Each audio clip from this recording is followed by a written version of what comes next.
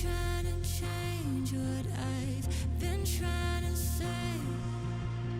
Words don't come straight from my head to my mouth. It's such a shame that it fell out of place. Was never me that was bringing you down. Why we always looking for more? Why we always looking for more? Why we always looking for more?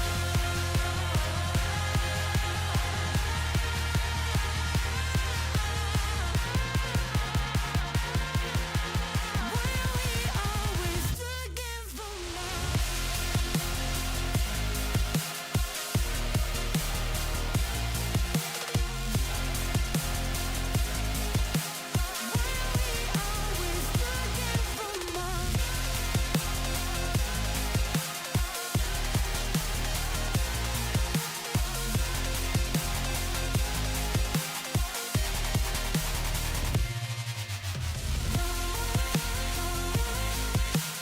Why we always looking for more? Why we always looking for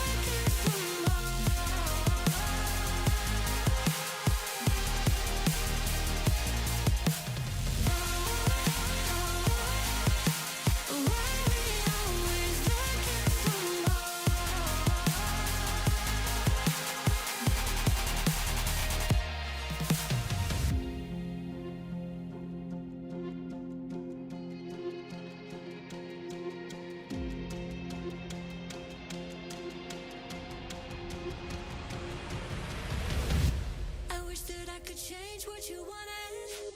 I wish that I could change what you wanted. I wish that I could change what you wanted. I wish that I could change what you wanted. I wish that I could change what you wanted. I wish that I could change what you wanted. I wish that I could change what you wanted. I wish that I could change what you Why we always looking for more? Why we always looking for more? Why we always looking for more? Always looking for more. Why we always looking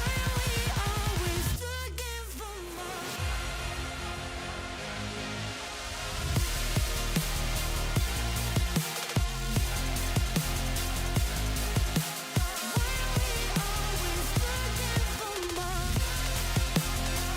Why we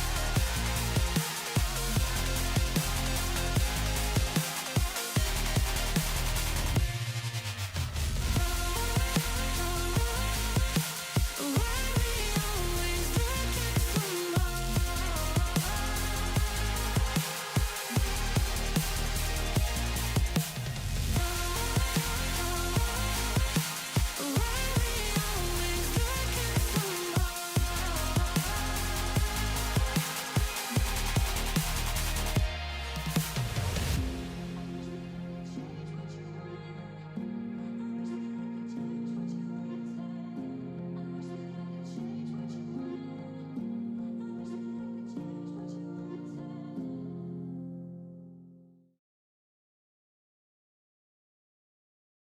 Well, a very good evening to everybody that's tuning in across Australia, New Zealand, and indeed right around the world. We are back after a 3-week break for round 6 of the Adrenaline GT Assetto Corsa Competizione GT3 Season 3. We have found ourselves over in Britain on the side of the pond that our co-commentator finds himself from this evening. We'll get to him in just a second, but it is, of course, Donington. Very fast, technical, flowing circuit, narrow as well. It's going to provide an interesting challenge for our drivers this evening as we have 2 30-minute sprint races that lay ahead of them. My name, of course, is Isaac Fogarty. It's a pleasure to have your company with us this evening. And, of course, joining me, as always, in the booth alongside me is the Scottish warrior himself, John Wright. John, it's a pleasure to have you back. And, I mean, it's not quite Scotland, but we're a lot closer to you than we have been for the rest of the season, so it's nice to be over in your neck of the woods.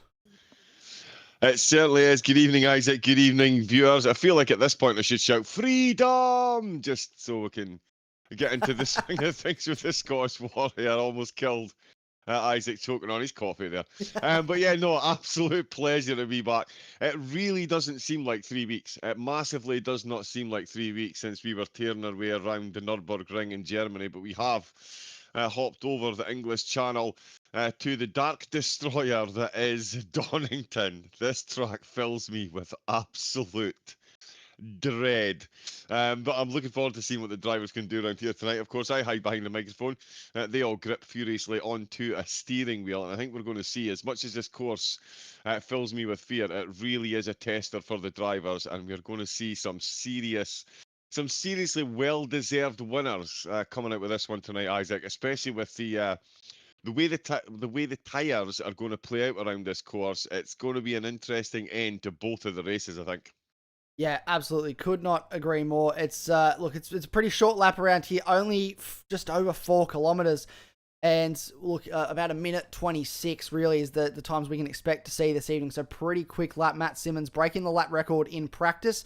We haven't been at this track before, so the lap record has been set this evening as a 126.5. So not a long lap around here. 12 corners, and extremely, well, not extremely high, but it is a high tyre wear rating. One of the first times we've seen that this season, just because of the way the corners are cambered, especially in that first sector. It's very, very demanding. So how will drivers manage that across a 30-minute race? We'll find out. 2 10-minute qualifyings, the first of which just got underway, and we'll get down to that very shortly with 2 30-minute races in there as well. So our usual SuperSprint format, no pit stops required this evening. So look, a pretty straightforward SuperSprint round this evening, or we'd like to think so. Anyway, let's have a look at our driver standings. Obviously, German Grand Prix would have shaken things up a little bit. Josh Struick pulls away ever so slightly from Matt Dinetti, doubles his points lead to 37 points. And that is the gap between first and second. Matt Simmons, after taking victory at the Nürburgring, moves up to third in the championship. Aidan Holton, who won't be here tonight, neither will Braden Henderson.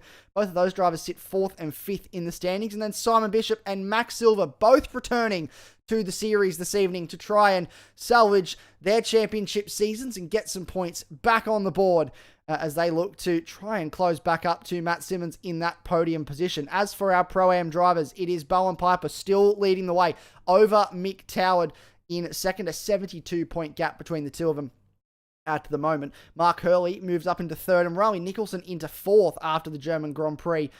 Rowan Green in fifth, then Peter Sargent and Felix Preslin finds himself inside the top 7 as well. Fairly competitive in our Pro-Am category right now. Looking at our teams, we have a new championship leader, and it is CP Motorsports 1. With no Simon Bishop at the German Grand Prix, it was a prime opportunity for CP Motorsports to jump them, and they certainly have done, with a 216-point advantage now in their favour for the reigning team's champions. Team XV Primer still sits in third, and BCG3 jumps up into position number 4. TTR Westside, and then CP Motorsports 2 with a great result from both Rowan Nicholson and Nathan Hutton jumped themselves up inside the top 10 into 6th. Nevertheless, they came from, I believe, 12th in the standings to jump all the way up into the top 10, which is a wonderful effort. Defy Motorsports maintain their 7th place, and Defy Motorsports 2 maintain their 8th place in the championship. Grimace Racing find themselves inside the top 10, and TTR Eastside move into the top 10 as well. It's fairly competitive in our teams and drivers championships at the moment, John. It's looking like we're getting to the pointy end of the season now, as we are. It's starting to hot up in terms of who's doing what in the championship, and drivers really starting to put down their best performances as we get to the pointy end of this season. Indeed, yeah, we've reached and breached the halfway round of the season. Of course, last week, round 5, it's a 9-round series. We're up to round 6, and it's starting to settle itself in.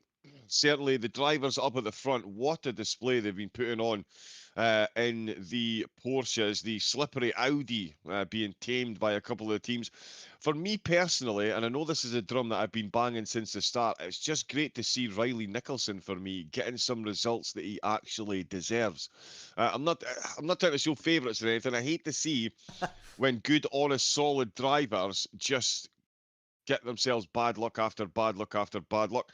A prime example for anyone that does watch the regular broadcast on TrackSpotTV, the name Jay Stern will ring a bell. If it wasn't for bad luck, he would have none whatsoever. I think 4 times this season he's been wiped out before turn 1 in an oval race. That's how much bad luck this guy's having. It's certainly bad. Riley for me. Very bad. His only saving grace 2 days ago was we got a yellow flag 2 laps after, and he managed to get a lucky dog and get back on the lead lap. So he did finish that one. And it's great for me to see drivers like Riley Nicholson and those drivers in the middle of the pack really starting to come into their own, starting to finish races, getting themselves involved in battles.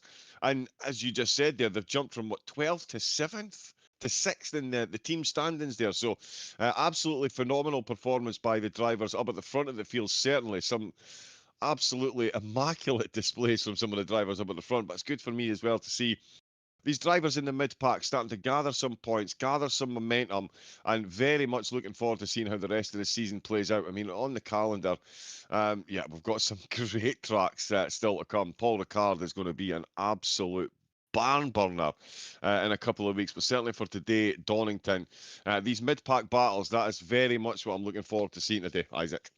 Yeah, the mid-pack battles will be something to keep a very close eye on. We are just over halfway through qualifying, so let's jump down to the track and we'll check out what it looks like on the standings at the moment. Jump in with the man that's coming back after missing out last round, so he was not able to make the race at the Nürburgring. He was, I believe, at the Supercars event that was happening in Christchurch that weekend, so away from his sim rig and back in this week and already up to P2. So it's a 1-2 at the moment for BCG1, a 26.4 for Martinetti, which is actually the fastest anyone's gone all evening, and the fastest he's certainly gone all evening, and Simon Bishop 4 tenths away. Probably about a 26.9 for him at this stage, just on the edge of a 26 to a 27. Matt Simmons sitting in 3rd place. Josh Struick just jumped up to 4th from his qualifying effort as well. Max Silva on his return to the category in P5 as well, and then leading the Pro-Am class at the moment is Josh Gordon, another name who missed out on the Enduro race at the Nürburgring, as Josh Struick jumps right up behind Martinetti. That is very close. 0.05 of a second between the two of them. But it's great to see as Michael Tower jumps up into position number 4. It's great to see, John, these guys that we didn't get to see at the Nürburgring. They've come out straight away. Josh Gordon, Max Silva, Simon Bishop, and they've made statements with the times they're setting in qualifying. Yep, they're keeping it quick, they're keeping it close, and those two over the top, 5500ths. I mean, really, they're separated by no more than a £5 note there. That is absolutely ridiculous. And yeah, as you say, the drivers that weren't able to make it to the last race are already out laying down markers. We can already see, folks, of course, one of the most famous corners in motor racing, the Fogarty SS, even though it's a chicane. I'm still banging that drum. It's been 4 years. I'm still banging that drum. You said the Fogarty S's? Is that what they're called? The Fogarty S's. Oh. Yeah, the Fogarty S's, yeah. That's chicane, yeah. That's close enough to my last name, I guess. That's my corner. We'll call those my S's. We named it after you. We named it after you. We thought we'd... I thought so. Yeah, it must be nice to finally be in a country that knows how to pronounce your name correctly as well. I'm amongst my people once again. No, it's look, I'm still learning all the corner names, but I never knew that. So there you go. It's the more you learn. But it's looking. It's even closer out there. Now look at that gap between Struick and Zanetti. He's gone faster again, but still not fast enough to knock off the Audi. Look, Matt Zanetti, he's very candid in how he feels about this car, and he said time and time again that he's here to have fun, but he feels frustrated with the way this car's been for this round. He hasn't been able to get it into the setup window that he likes. He's been struggling. It's been too loose. It's been too stiff. He doesn't really know what to do with it, but it seems now that he's actually gotten into a window where he's quite happy with it, because a 26.4, again, the fastest he has certainly gone all weekend, and if I'm not mistaken, is the fastest that someone has done this evening in the server. So he's hooked that Audi up, and he is quick right now. He is, yeah, absolutely. That thing, he's just gone a little bit quicker. He's stretched that gap. ever so slightly. It's getting back to a gargantuan half a tenth of a second, very folks. wide. That is how dominant. Oh, no, there he is. Yeah, and that's what happens when you set a quick time. You think to yourself, right, I can push it a bit quicker. Nope, turn one says absolutely no chance.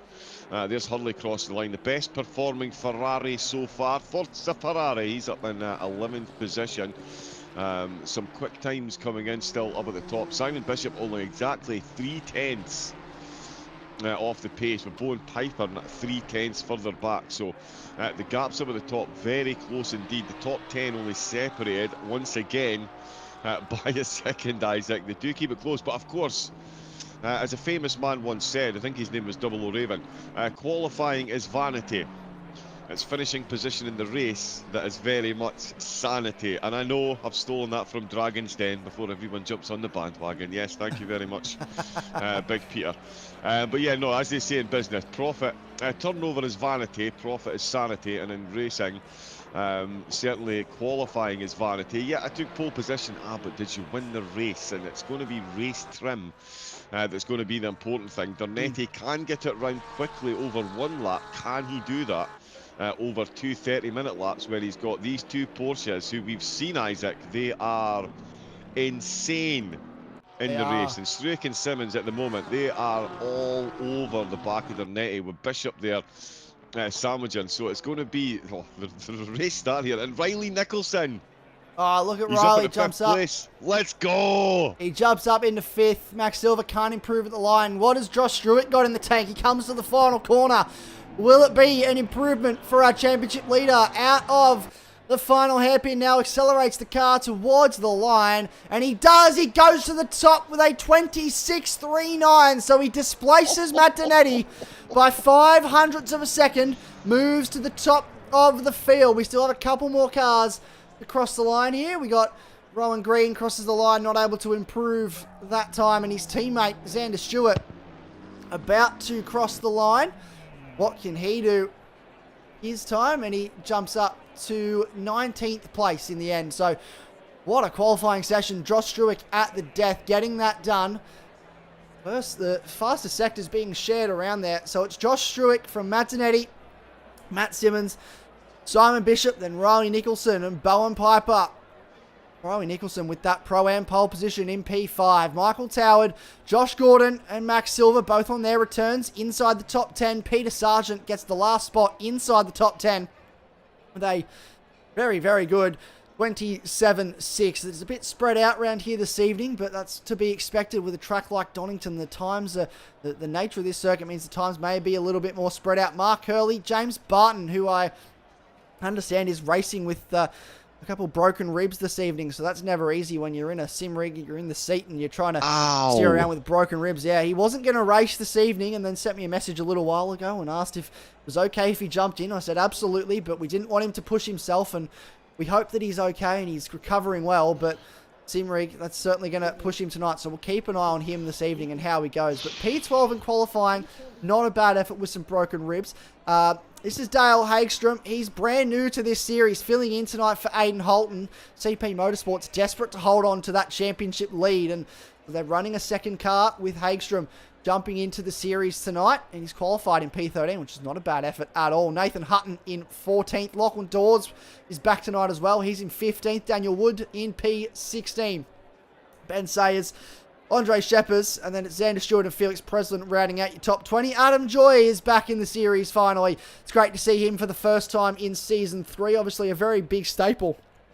Season 2, we do love Ferbs, as he's affectionately known, but it's great to see him back in a car this evening in a Mercedes. Says he's for CST BFO, but he's actually filling in this evening for Team XV and Braden Henderson, who wasn't able to make it tonight as well. So he's in the Team XV Primer Mercedes. Then it's Max Honeybum, Nathan Lee, Bob Norley in 24th, Les Samwith, Rowan Green, Wayne Tanner, Matt Boyd, and Guy Farmer rounding out a 29-car field, which I think for Donington, Don Wright, is actually a fairly big field.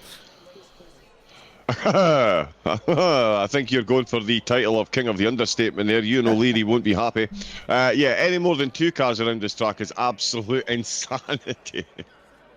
It is an absolutely quintessential British racecourse, built back in the 1930s on an old airfield that's been saved more times than Imola, and it is the tightest, twistiest, the most undulating track you could expect. It definitely gives Brands Hatch a run for its money, and the drivers are going to be put through their paces tonight. I did say at the start we're going to see some well-deserved winners around here tonight. If you get to the end of this race, you're deserving of whatever points that you bring home, because some of these corners here, of course, the old hairpin on lap 1 into Starcase Bridge, that is going to be an absolute hotspot. It's where the leaders are just coming down to now. So of course we've got this little left-hand twist here that takes us down the hill. It's called Hollywood, and we'll see some overtakes there, but this right-hander here, this old hairpin, heading up towards the old train bridge on the left-hand side here, Starcase Bridge in fact. This is going to be an absolute hotspot. I have come a cropper through this corner more times than I would care to mention. It's a tricky one, and then just as you breathe a sigh of relief, you start heading back up the hill. You've got a little kink to the left, and then that very, very, very, very tight right-hander through McLean's and up the hill through the unsighted apex that is Coppice, and then you've got to get through Starcase and Fogarty's. It is an incredibly difficult lap. The tyres are going to be absolutely chewed, Isaac, and the drivers, as I say, even for 30 minutes, they're going to have to be absolutely on the ball lap after lap, because this is one seriously unforgiving courses. It's one of those ones you almost wish the walls were a bit closer, because if you do make a mistake here, you end up in a separate county. There's that much runoff in some areas. It just is so hard to keep the car between the Mayo and the Mustard and get it back on track if you do make a mistake. So the drivers absolutely on point all the way, and they're doing that with multiple cars around them. As you say, it's going to be close, it's going to be tight, and it's going to be yeah, as I say, some well-deserved winners that walk away with the top spots here. Yeah, it certainly is. And I'm really keen to see what happens when we get underway very, very shortly. I just did a little bit of research, John, because I was, while you were talking us through what to expect at a lap here, and it's spelt the exact same way, Fogarty. So that is, I swear, folks, I didn't know about this beforehand. I didn't pick this track on the calendar just because it had a corner named after me, I promise. But that is a very cool piece of trivia that I'm going to start to use in everyday life, because that's not something you get every day, is a corner with the same name as you. But I digress. We'll move on. We'll no doubt come back to that later on, but we now have a race start not too far away as they round the final corner. Antonetti and Josh Struick off the front row. First and second in the championship. Third in the championship is also sitting in third. So it's a 1, 2, 3 in terms of our championship order. Who will come out on top tonight at Donington? We have a green flag and we're away. Everyone spreads out straight away. Looking in the background, Max Silva getting on the grass early as they come into turn 1 for the first time. There's TTR, Aston Martins around the outside. Multiple cars side by side through turn 1, but it is Josh Struick in front. As we run down the hill, the top 5 remains unchanged as we cross the first of the timing lines. Don't have to go too far around here to get an update on our order. And there it is on our screen, folks. On the dirt. Who was that that's on the grass? I think that was Antonetti. Trying to find a way past the race leader. He's desperate to get past. He knows that there is a chance Josh Struick could disappear into the distance here, as he always does. And if he's going to get a move done, it has to be done early. Yeah, he's going to be looking to get that done early. He needs to hang on to the race leader. You can see the gap already from Struick to Dernetti is half the gap between Dernetti and Simmons. These two very much looking to tear away with it. Will the tyres survive the first lap? Oh, there's no tyres on this iteration of the course. They've changed that. Well, that's a bit boring, ACC. You need to bring them back. But certainly the tyres there. And he's going to have a look up the inside into the penultimate hairpin. I think he's got this one done. And I think we're about to see Matt Simmons with a free place here as well, Isaac. Well, Dernetti, there's a little bit of a touch between himself and Struick, so Dernetti's redressed that to avoid creating an issue later on, and now he's going to go for it again, the over-under. He went wide into the braking zone. Struick was compromised trying to go defensive, and he got caught on the outside, and Dernetti tried to drive underneath him, but he wasn't quite able to. He dives to the outside at turn 1 to go the long way around. We've seen them do it in the British Touring Car Championship, but it's not quite as effective. He's loose on the grass. He got on the curb, and here comes Matt Simmons to invite himself into the party. It is all happening here, folks. Antonetti now back around the outside of Struick. He's still there. They touch it. He's off onto the grass. Dernetti is into the weeds. He has to get this car back on. He'll have to do it safely without connecting anyone. He's actually into the wall. So he's been caught into the wall, and that is Donetti done for race number 1. You would have to imagine he's going to gas it up, get it out of the wall and back onto the circuit, but he will be stone dead last. And I am sure that there will be some sort of steward's investigation into that later on. Struick has lost places, which means that Matt Simmons now leads this race from Simon Bishop, from Riley Nicholson, who is onto the podium at this start. What a race start, John. And oh, it's still going on. Here comes Simon Bishop on the back of Matt Simmons. He's actually trying to go around the outside in the braking zone, was heavier on the brakes to try and get that car pulled up and ahead, but wasn't able to make that stick. What is happening here, John? There is. We've had no school for 3 weeks. We come back and all of a sudden it is every man for himself. The gloves are off and we are racing like nothing ever happened.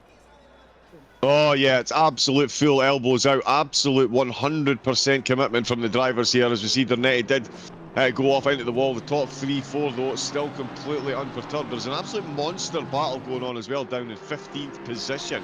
Hagstrom in 13th. He has got himself an absolute train behind him. He is sandwiched in the middle here.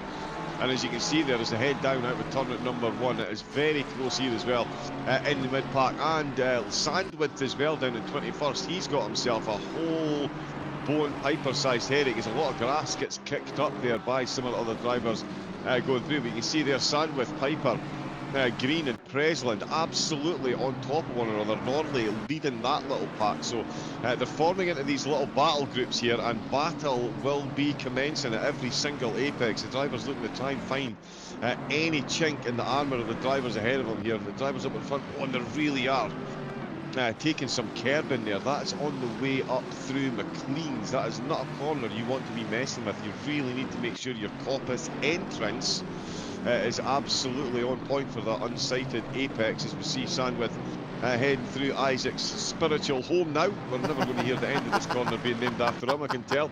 But certainly they are battling away down into the final 2 hairpins. As we can see, that looks like Presland going for a move up the inside on Green. Is he going to be... Wow.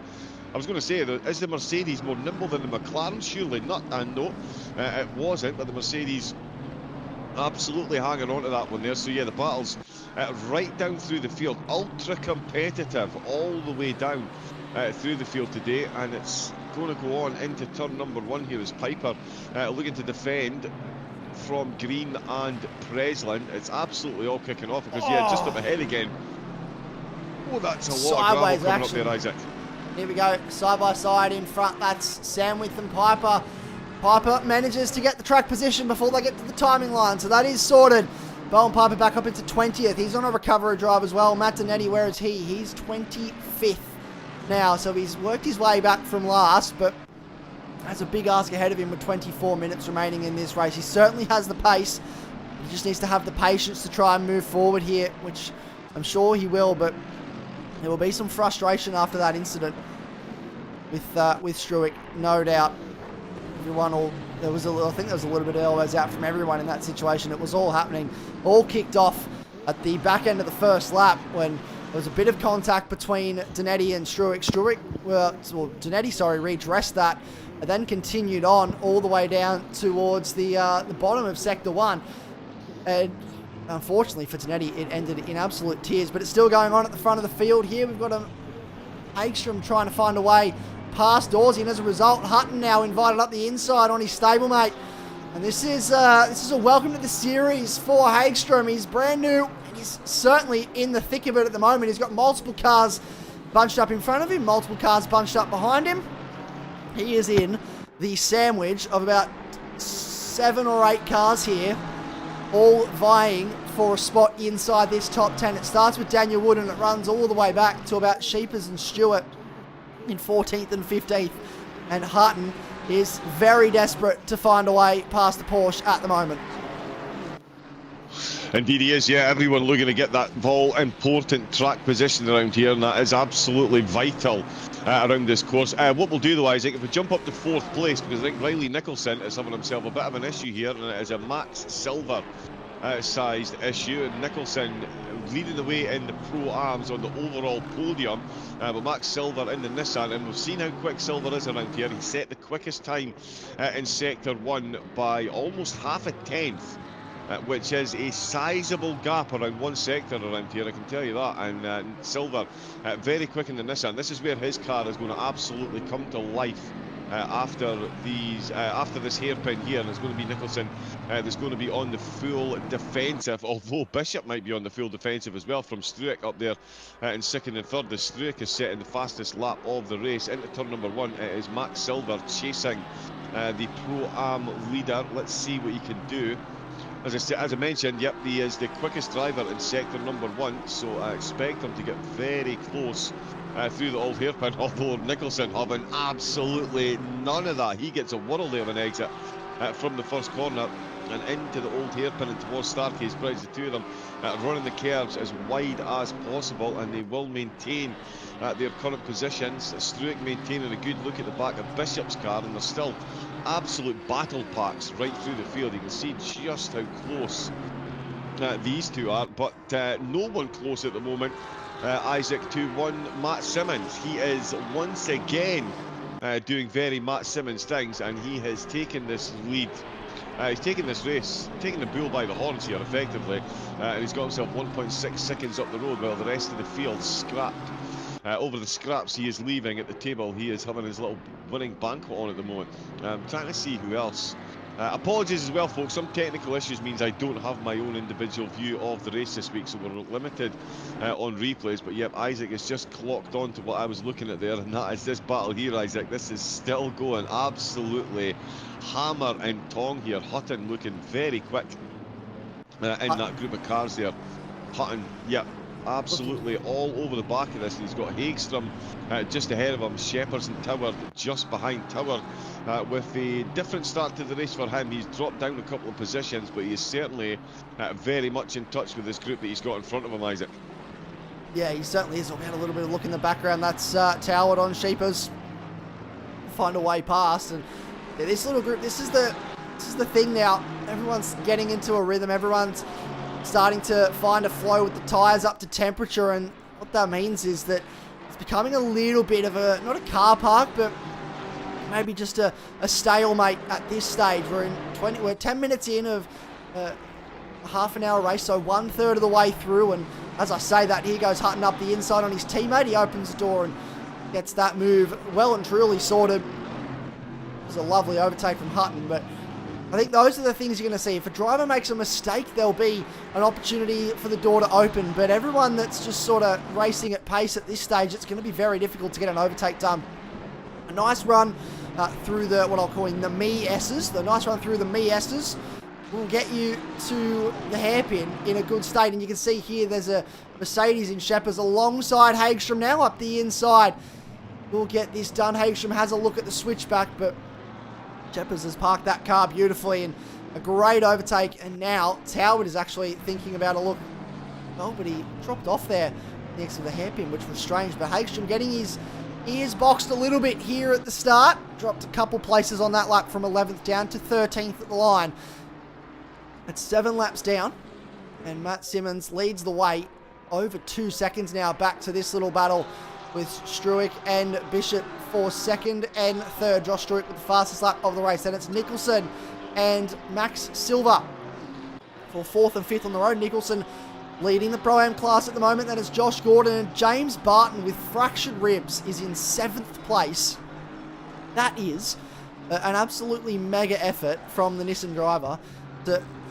I think fractured ribs hurt at the best of times, John, but to be doing it in a sim rig and still be as quick as he is, he has a little bit of a moment there, but to be as quick as he is in 7th place, that is a phenomenal effort. It's absolute insanity.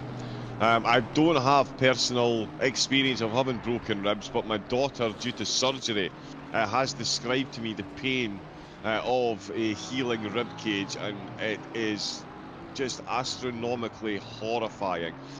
It's one of those things, if you hurt your ribs, you hurt your neck, everything you do, you soon discover goes through those ribs. So if you can imagine just tensing up and trying to turn the steering wheel, I hope he's got his force feedback turned as low as possible, because every single corner we watch him, I can actually feel my ribs pulling a little bit. It must be absolutely agony. So it's a Herculean effort that he's putting in at the moment, and a really, as you say, a really solid effort to be running very convincingly in the top 10. We're on board now though with Hutton in the Aston Martin. He's got Shepherd's behind him in that Mercedes, looking very quick. Hagstrom as well, the reserve driver, having a very good showing indeed. Currently running in 13th place and stuck, or in this, very much entrenched in this battle just outside the top 10. In fact, this is going to be for top 10 positions, because it is Wood that is leading this little pack, and Dawes. In fact, sorry, it's Dawes in 9th that's leading this little pack at the moment. They've got 3 seconds up to 7th place. So Barton looking a bit easier in his rear view mirror than any of these drivers. Oh, certainly are. Well, that's a lot of care to take in an Aston Martin. But let's move swiftly on to the drivers. It really is very bold. Very bold indeed. But Hutton at the minute, as I say, yep, he is sandwiched right in the middle of this little group here. One slip by any of these drivers, they're going to find themselves losing a lot of positions. And this is a course where it is very easy to have one of the aforementioned slips as it gets through the Fogarty S's very nicely. Although it's a chicane, it's not an S. Can we please get that fixed? The track makers, thank you very much. That's one that's annoyed me for years now. I'll email Donington management and have them change it. Good man. Hello, my name is Isaac Fogarty. You have besmirched my name by calling it the Fogarty SS. Please change it to the Fogarty Chicane. Thank you very much. Somewhat that's how that'll read. Yep, and I'm sure they'll be more than willing to accommodate that. We can see here. Sayers has actually just gotten past Guy Farmer, so Sayers up into 24th position. For those playing along at home, Matt Donetti back up to 15th place in this race so far. So the recovery drive is going well.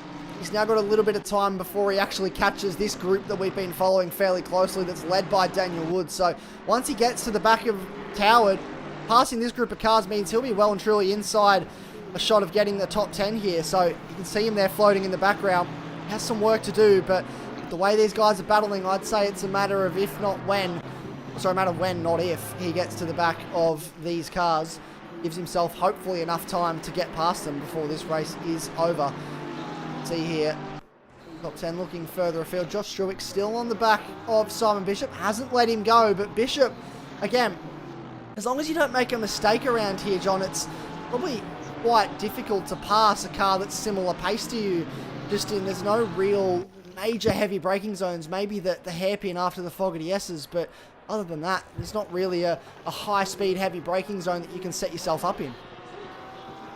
Correct, yep. As I mentioned earlier, this course is very, very tricky, and it's for many, many reasons. Although, just as we say that, Struick trying to send it up the inside of turn number 1. He's given himself a chance here through the old hairpin, potentially. But no, as you say, there's no absolute standout overtaking area through here. You really, really, really need to work hard, and again, hope that the driver ahead makes himself a little bit of a mistake, which again is very easily done around this course. Very easily done around this course. So it's absolute battle plan to try and get the overtake done. Again, relying on the driver ahead, as well as using as much inside curve as you can. Struick not messing about through Coppice there. The unsighted apex. Oh, sand within the pits. Massive damage to that Team XV BMW, so that explains why he is in the lane. This will put him a lap down, unfortunately, but there is huge damage to that car, so he unfortunately will drop to the back of the field and drop a lap down, which is disappointing. It hasn't quite been the season I think Sandwith would have wanted, unfortunately, but hopefully we'll see him start to bounce back very, very soon. Just keeping it, for those keeping up at home, Donetti is actually closed right up to the back of Hagstrom now, so Donetti all over the back of the Porsche. The Porsche that is the team he's doing battle with in the championship, so that's the CP Motorsports Porsche in front of him, is being driven this week by debutant Dale Hagstrom. He now has to try and find a way past. This will drop Hagstrom to 15th if and when this move is done. Howard's actually dropped away from Sheppers, Hutton and Wood in front as well, so he's starting to drop off a little bit here, which is not great for Danetti. I think he was maybe hoping these cars would all stay together a little bit longer while he caught up, but he's actually wasted no time at all at closing in those 3 seconds, which just shows the pace he has in clean air. He is pushing this car to the absolute limits, looks for a way past as they run down towards the old hairpin, but not able to make anything stick on that occasion. It's a very tricky part of the circuit to get an overtake done. We've touched on multiple times receiving a drive-through for Josh Gordon. So Josh Gordon has found himself in the ire of the stewards. They're not happy with him. He's breached track limits one too many times and finds himself now with a drive-through penalty, which is going to put him right down the back of this field. And that is unfortunate for the man that was running 6th on the road and 2nd in class. Very, very frustrating indeed. This battle's still going on for the podium, and I suspect that it will for some time. Lachlan Dawes right in behind Daniel Wood now. So Lachlan Dawes has made a mistake somewhere. See the dirt on the front of his car. He goes up the inside of Wood into the hairpin, but he goes too deep and Wood will drive back underneath him. Hutton's also trying to get his nose up in there to invite himself inside the top 10. This is what Toward needs behind as well. A great opportunity for him to make up some time with these three slowing each other down in battle, but there's a mistake that's come somewhere from Dawes, possibly through the S's, which has unsettled that car a great deal. Danetti's now up into... Oh, Sheppers is off the road. Sheppers has made a mistake somewhere, dropped a handful of positions. The drive-through is now cleared for car 25, and he will come out behind these guys. So into 17th place as he drops behind Adam Joy. So that'll be 17th, from 6th to 17th, so 11 positions lost there for Josh Gordon. That is a huge loss in terms of positions. Matt Danetti now moves into 12th place with Toward, Hutton, Dawes and Wood. So this battle that is on your screen at the moment is the next group of cars up the road for Matt Danetti, and these guys are not concerned with anyone else but them at the moment. They are trying to settle this spot, or this battle for the last spots in the top 10. Indeed are, yeah. They will be, not a jot given of care to anyone around them, even if it is one of the championship main protagonists trying to get their way back through. They're very much fully fixated on the battle that they've got themselves. The battles up at the front started to quell themselves a bit. Riley Nicholson still leading it in the Pro-Ams. He's now got 2 seconds behind them to Max Silver. So Silver, unable to keep pace with the Pro-Am leader. He's looking for a personal best result here, and it would be a well-deserved result. Class win in race 1 and an overall top 5, which is not too shabby at showing. We've got this battle here. This is for the final podium positions in the Pro-Am. So as much as we've got some of the pros catching up, Wood in the pack there, he is certainly, well, wrong place, wrong time, because as I say, that is a battle for the Pro-Am podium he's got ahead of him, and neither of these drivers will be keen to let anybody sail on through. Dawes, Hutton, Toward and Danetti right on the back of this group. And I tell you what, Isaac, this could be one of these opportunities where, almost like in multi-class racing, using the traffic around you to your advantage. We all know that Danetti has got the next 4 or 5 drivers ahead of him banged to rights for ace. Can one of them use his I'd say expected overtakes in the next few laps? Oh, here we go. Use that to their advantage. He's going for it, yep. He's wasting no time at all up the inside of Tower. A very interesting choice of overtake location, but this is Matt Danetti. He does not wait around. He wants to get this done and move through the field, through the Fogarty S's now. Across the curbs, a lot of curb uses there. We got it in the front. Lachlan Dawes is going for it, trying to find a way. He's weaving back and forth across the track. Try and fake out and get... Oh, Andre Sheppers with the drive-through now, but try and fake out Daniel Wood, make him have to make another move, a defensive move, but was very awake to it and very aware. This is Matt Danetti now on the bubble of the top 10, so 3 cars in front of him are all inside the top 10. This could be 8th place if he can clear all 3 of them. Andre Sheppers will drop down the field. He has to serve that drive-through within the next 3 laps, and that is very unfortunate. He's straight in to do it right away. How far down this field will he drop as he slowly traverses the pit lane? And there we go. I believe I may have been kicked from the server. I absolutely have. This has happened a couple times, and it means that we can't keep an eye on the action that is happening in the fields. I don't know, and has sent me a message saying they've been disconnected, which means that I believe the race is still going on, folks, which is a very good thing. We will get this sorted ASAP. Yeah, technical issues. Doesn't matter whether it's IRL driving or sim driving. There's technical issues can happen at any point to any part, to anyone that's taken part in the server. And of course, it would be the week that the HDMI port on my PlayStation has decided to pack up. So once I've taken a hammer to that and taken it into the shop to get fixed, we'll have normal service next week. But as Isaac furiously panics in the background, it's like a swan, I can assure you. I've been in Isaac's position far too many times. Thank you very much, ACC servers. But yeah, certainly as he panics in the background to try and bring us the action, we will get you the remainder of this race. And remember, folks, we've got another 30 minutes race to come as well. We've got another qualifying session to get through and another 30 minutes around the 2.5 miles that is the Donington Park Grand Prix circuit. And yes, it is a Grand Prix circuit. F1, haha, they've been here. Could you even imagine? So much fun around this course.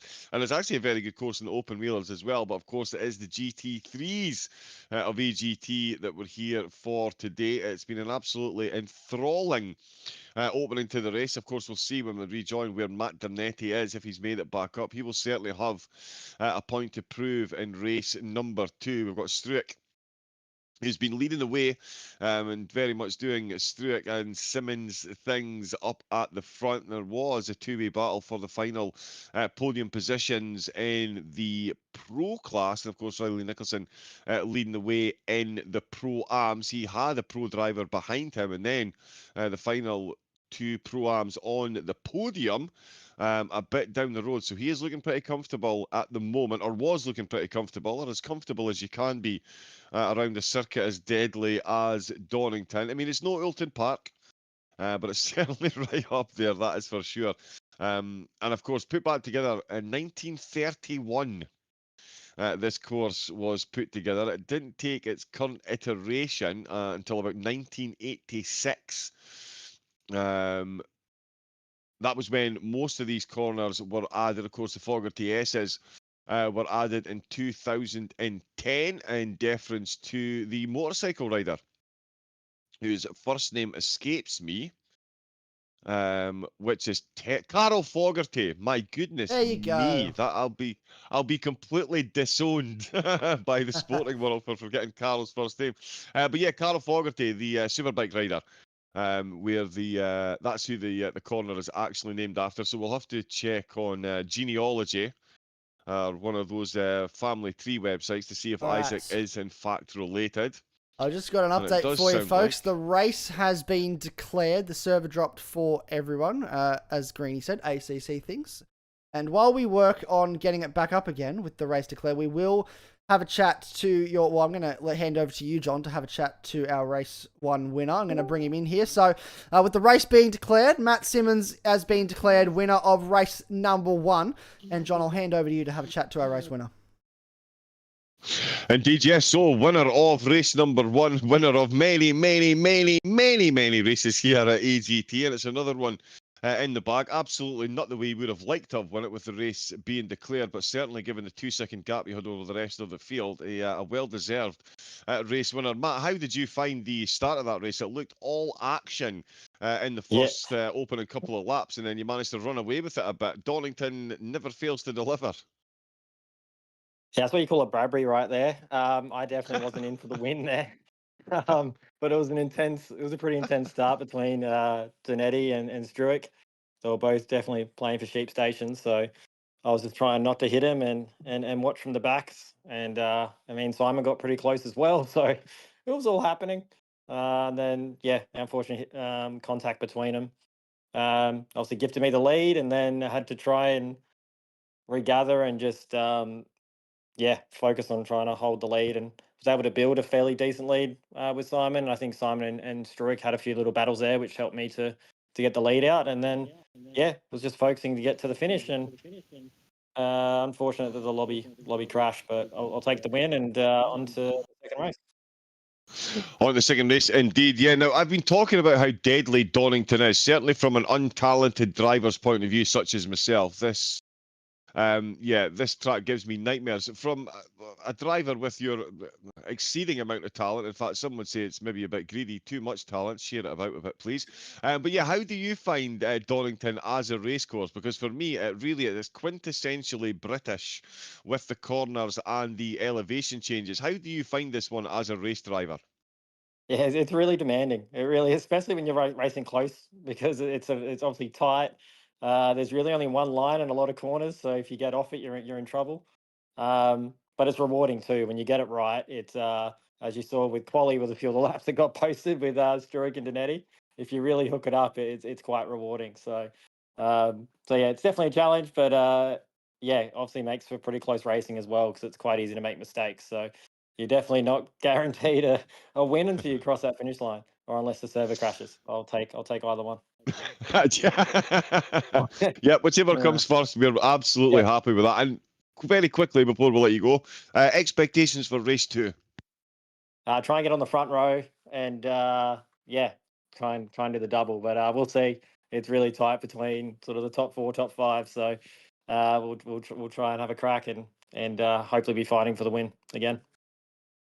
Well, huge congratulations. Another race win for you here at AGT. And the way things are going, I'm not going to be overly surprised if I'm chatting to you again in about 40 minutes' time, Matt. We'll let you go and get yourself ready for race number 2 with our congratulations ringing in your ears, my man. So congrats, and we'll see you again, no doubt, very, very soon. Thanks, guys. Yeah, enjoy race 2. Cheers. We will do. There we go then, folks. Matt Simmons declared winner of race 1 after the ACC servers, and I believe this is a very Australian phrase. Fudged its huggies, I believe, would be yes. the correct terminology. I think. Have I got the lingo there correct, Isaac? Yes, I think you have absolutely nailed that. And the server is back up. We will go again in about 5 minutes' time for qualifying for race 2. I'm just working on getting the results up for race 1. Well, if you work on that, what I'm going to do Yes. is work on starting my fan club and appreciation society, because we did have 2 winners in race number 1. The first one, of course, Matt Simmons. The second, Riley Nicholson. Let's go. P4 Nicholson, as well for Riley Nicholson. Yeah, I was just about to say, yeah, incredible overall result for Nicholson. He had a tough season last season. He had a tough start to this season, but things are certainly turning around for him in a big, big way. And that was an absolutely solid drive there. Qualified 5th overall and finished in 4th. So he gained a position against the pros as well. So a phenomenal drive for Riley. And it's been mentioned in the chat. Greens is saying, what a drive by Riley. Absolute weapon indeed. Nitro, yes, Riley was overall top 3 at one point. Did get overtaken by some of the aliens that grace us with their presence. I'm not sure how quick their flying saucers are, but they must be to be here for the racing. But yeah, certainly the top 3 aliens taking the top 3 spots, but Nicholson with an absolutely solid drive to bring home the race win here. And on the back of last week's results at the Nürburgring, he is doing good things for the team, and have just jumped from 12th to 7th in the team standings after last week. And I think that might be a little jump up this week as well, especially if he can mimic what he's done in race 1 into race number 2. Greens is saying Riley for driver of the season. He's calling it now. You get my vote straight away. I'm okay with that.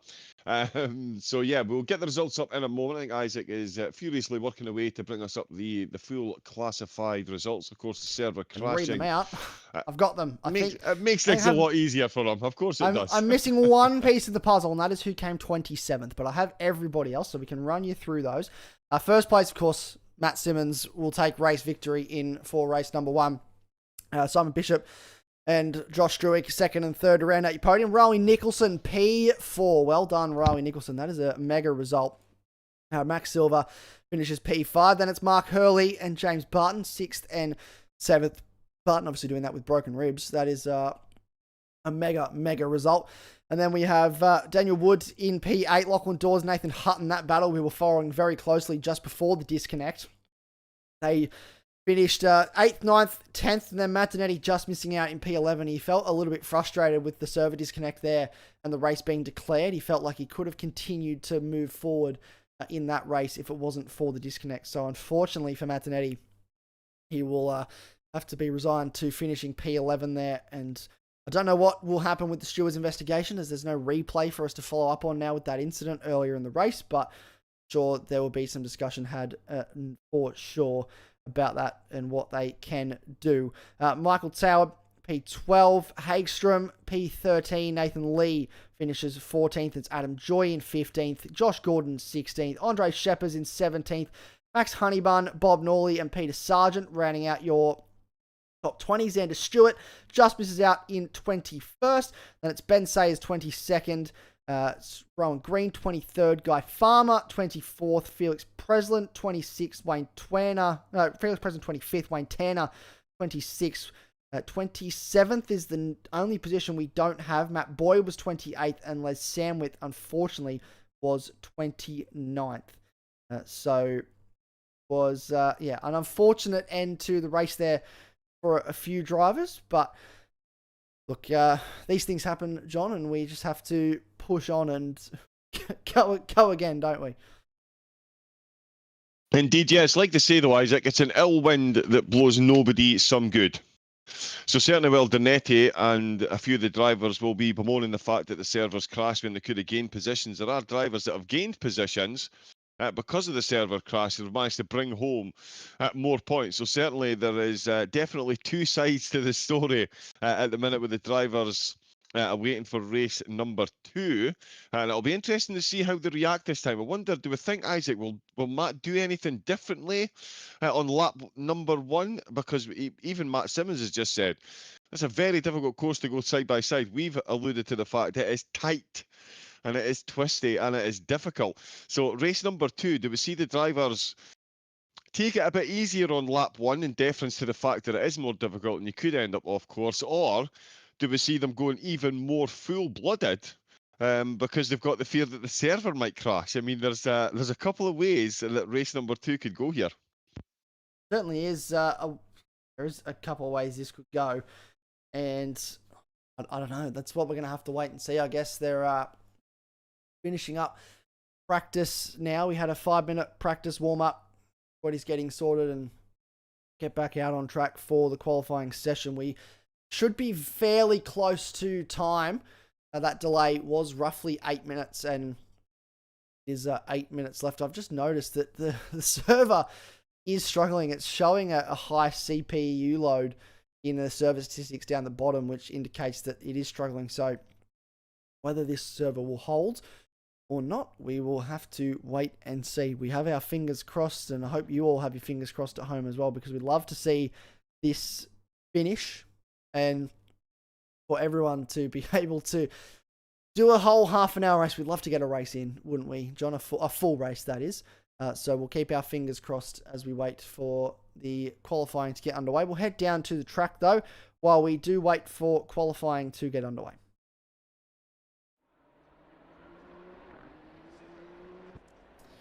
Now we session start in 3, 2, 1, and here we are. So 10 minutes of qualifying lays ahead of our drivers for the second time. Look at all of them scramble out onto the track. All in one go. That no one's waiting around, are they, John? It never fails to amuse me. I see this so often. I'm actually fortunate enough to commentate over at LFM, Low Fuel Motorsport, one of the single largest sim racing provider in the whole of Europe. And when they do the pro split, you've usually got between 28 and 34 cars that are taking part in the session, and within the first 100th of a second, 1,000th of a second, you'll see 25 cars exit the pit lane right on top of one another. The absolute millisecond that the session gets started, there's suddenly 25 cars trying to exit the lane and all queue up at the back. That is how massively competitive the field are, especially around a track like this and a full-blooded qualifying. It means, Isaac, you mentioned earlier how difficult it is around this course to race with this number of cars. Trying to find space to get a quali lap in around this course, right? Let's talk about the real challenge the drivers face, because not only is it difficult, does the course present its own difficulties. Those difficulties are not just your concern, it's everyone else's difficulties that are your concern as well, because if someone in front of you makes a mistake and you have to bail out a lap, you're in a whole lot of trouble getting towards the end of the session. So yeah, everyone jostling to find track position. We're going to see a lot of yellow flags in a moment as everyone queues up at the last corner to try and get themselves a little bit of space. Because 10 minutes, even though it's a short course, Isaac, 10 minutes of quali around here with 30 cars to try and navigate your way around as well. But that 10 minutes will very, very, very quickly slip away from you. It certainly will, and it's going to absolutely fly by here. We do have a time certain finish this evening, I should advise you folks, of 9:40 local time, so just over an hour from now, which is, it's fairly late, which means potentially if we do see another server crash and there's enough time left in the race, we may see the second race restarted. But that will depend on, again, how far we are into race number 2. Once it does get underway, the server is still playing up. I can see in my little statistics down the bottom. It is struggling, which, look, I'd expect nothing less of G-Portal in recent times. It's no secret that it's been quite a frustrating experience with G-Portal recently. We're hoping that it will hold on for the remainder of the evening, but certainly cannot make any promises, but we'll keep our fingers crossed. So you'll have to bear with us, folks. We are into qualifying, though. 7 minutes to go, just under. And Josh Struick on a lap at the moment. All drivers about to start to come across the line. Bowen Piper, the first car to set an indicative time. It's a 28.4. Matt Simmons a little bit behind that. A 27.9 out the gate for James Barton. Everyone's getting their bankers down now. Everyone putting in a lap to at least get themselves time on the ball.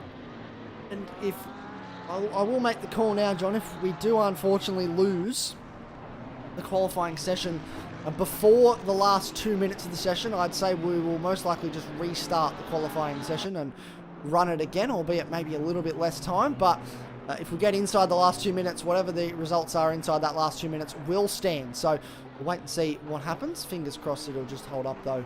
We won't have any major issues. That's what I'm hoping for anyway. Across the line, Rowan Nicholson, currently the fastest car on track, John. So your man, Rowan Nicholson, is at this stage, I don't know if everyone's at the full peak of their powers, but it doesn't matter. At the moment, if the clock was to stop, he is quickest.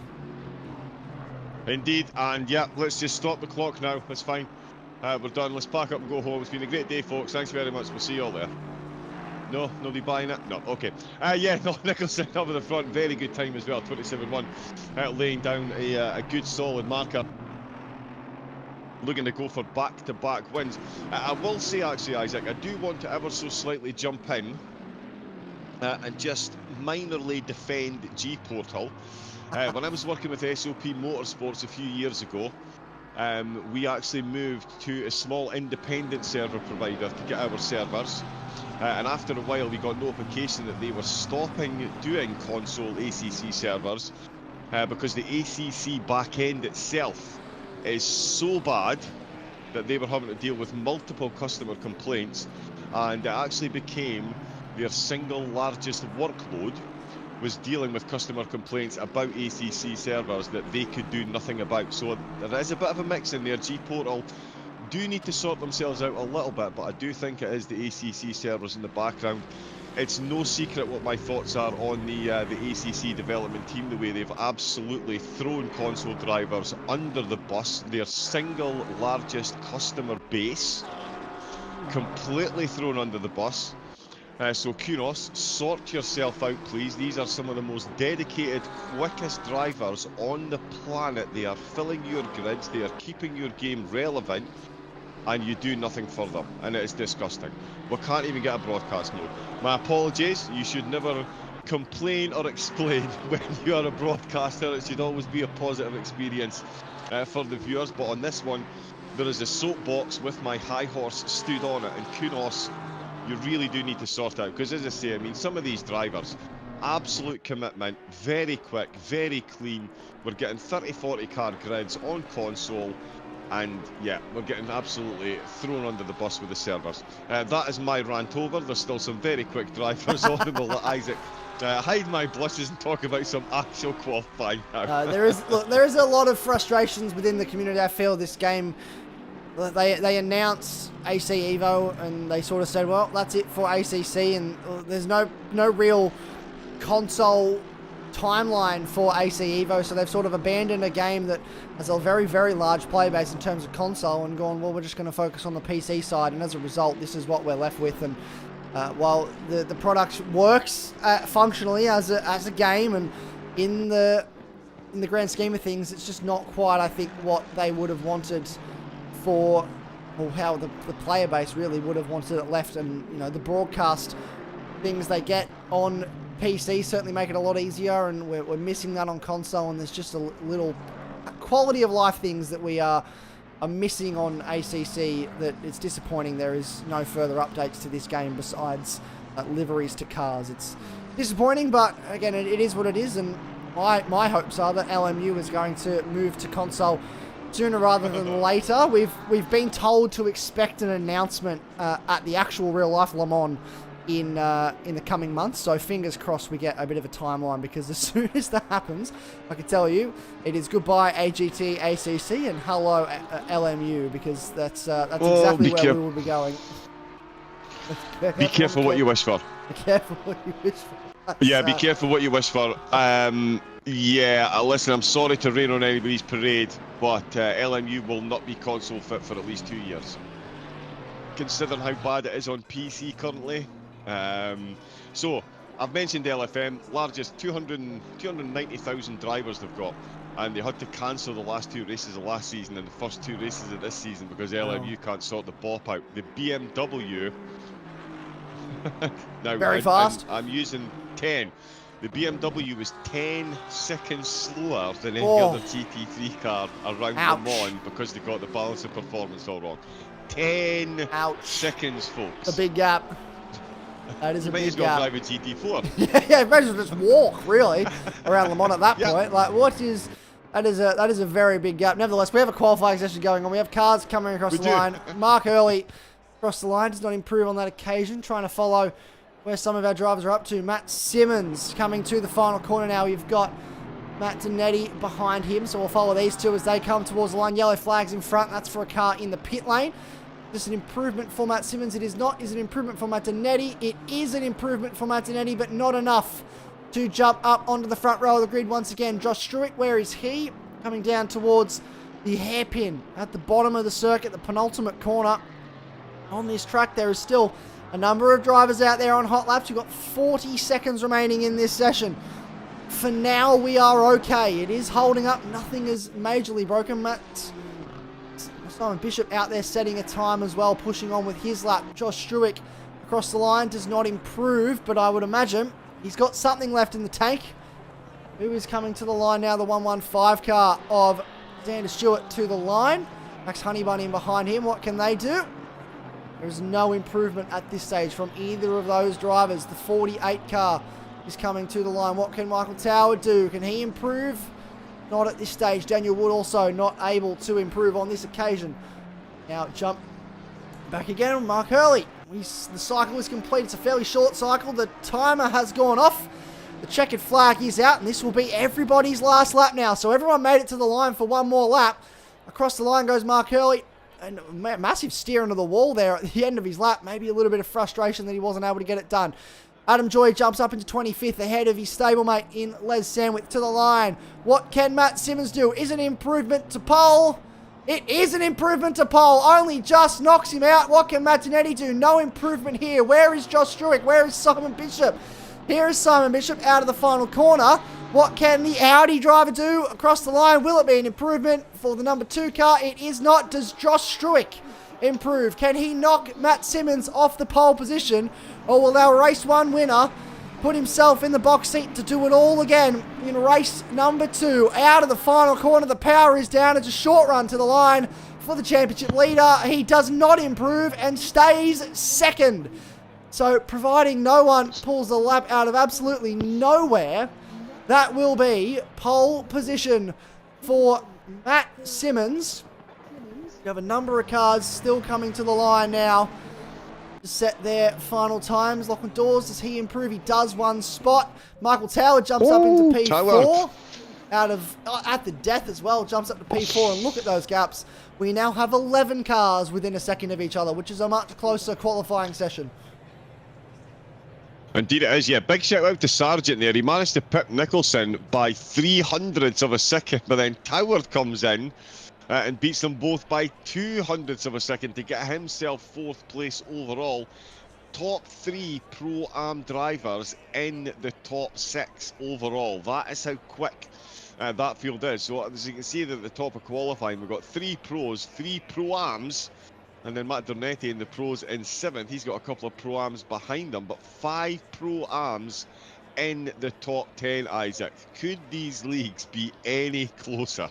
Oh, I don't think so. It is very, very competitive in this field, which is absolutely what we love to see. So Matt Simmons lines up on pole from Josh Struick and Simon Bishop. Michael Talbot on the pole for Pro-Ams.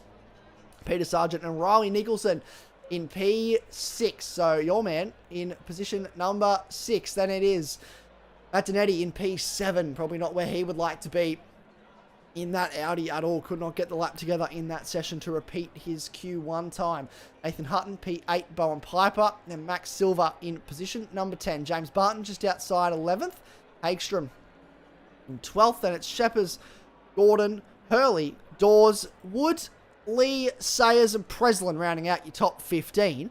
Top 20, sorry. And then it's Xander Stewart, Max Honeybun just outside, Rowan Green, Bob Norley, Adam Joy, and those sandwiches, those BMWs not having a great time of it this evening with Boyd down there as well. Guy Farmer and then Wayne Tanner did not set a lap in qualifying. Was not able to get a lap together. I believe he said he's having brake issues, which is not ideal at all. So we will keep an eye on that as the race gets underway.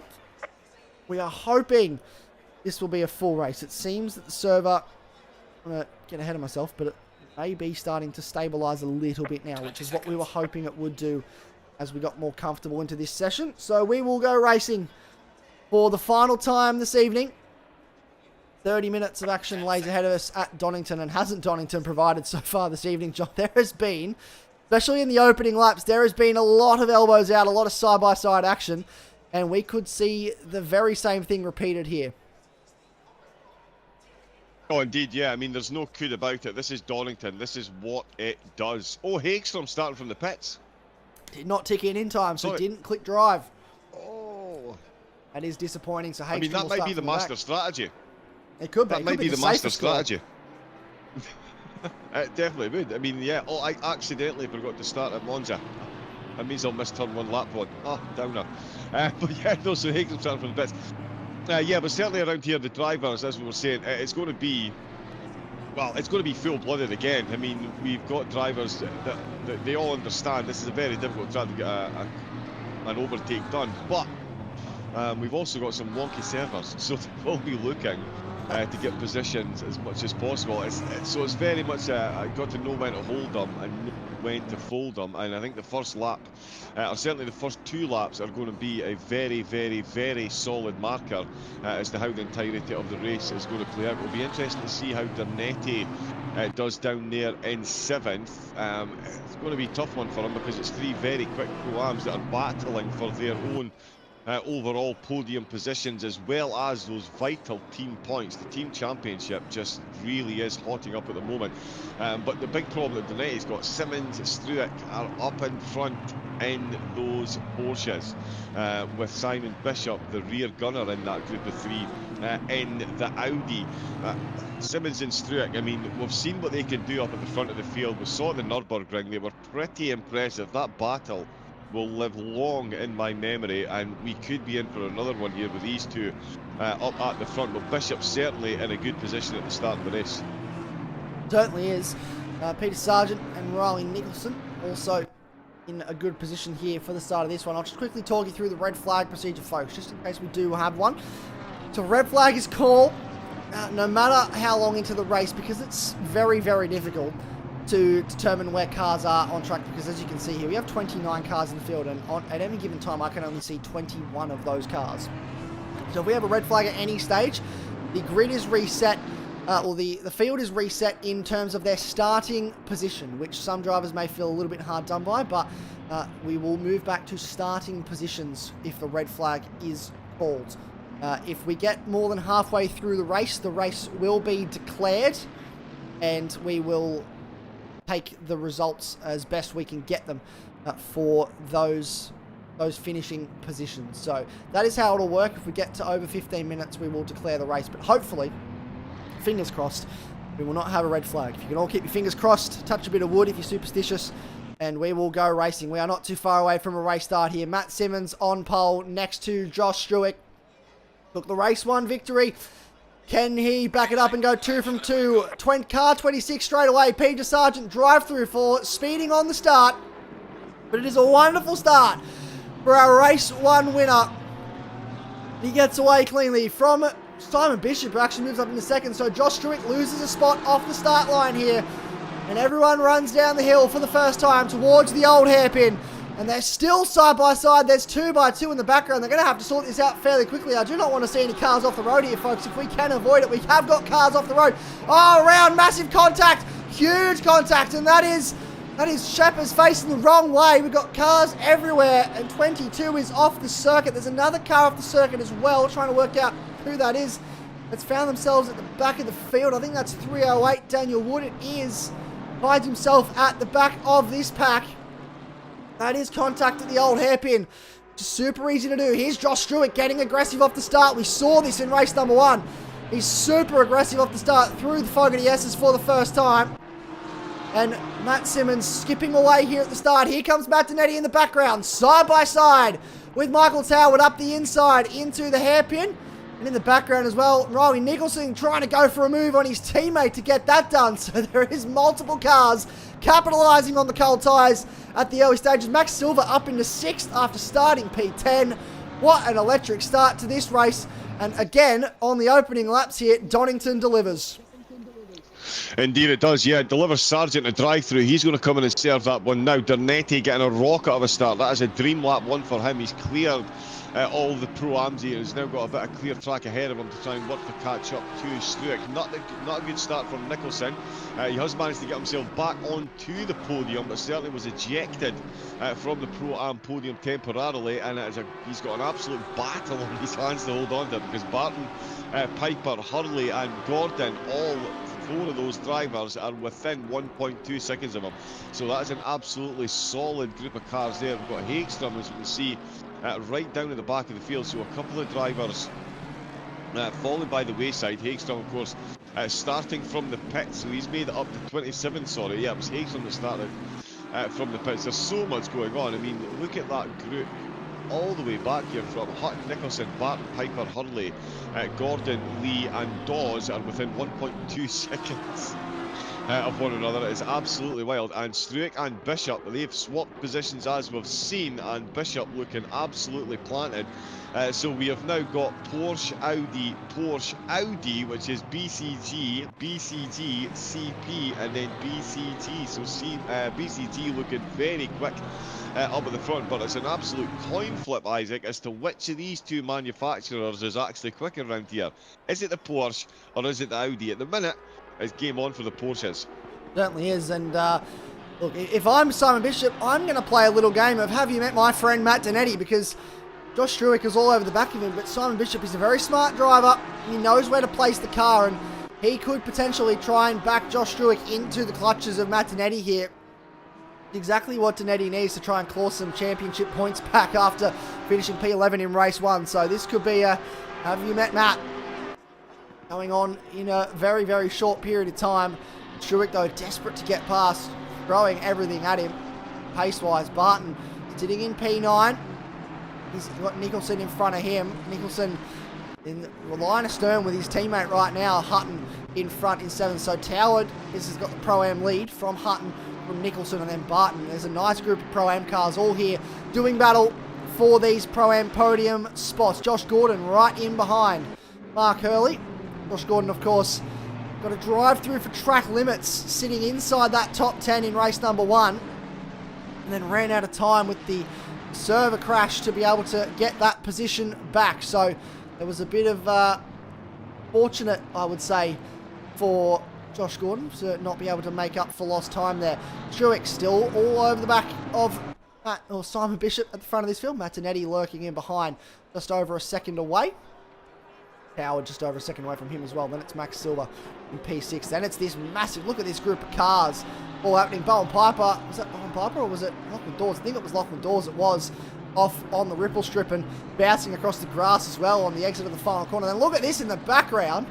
Look at them all weaving back and forth across the track, trying to stay in the slipstream of the car in front. Up the inside goes Daniel Wood, thinks about a move, opens the door, does Ben Sayers to give him a little bit of room, invites him up the inside, and that will be a positional change. And here comes Les Sandwith on his stablemate as well, the team boss on Ben Sayers. Thinks better of it as they get down to the old hairpin.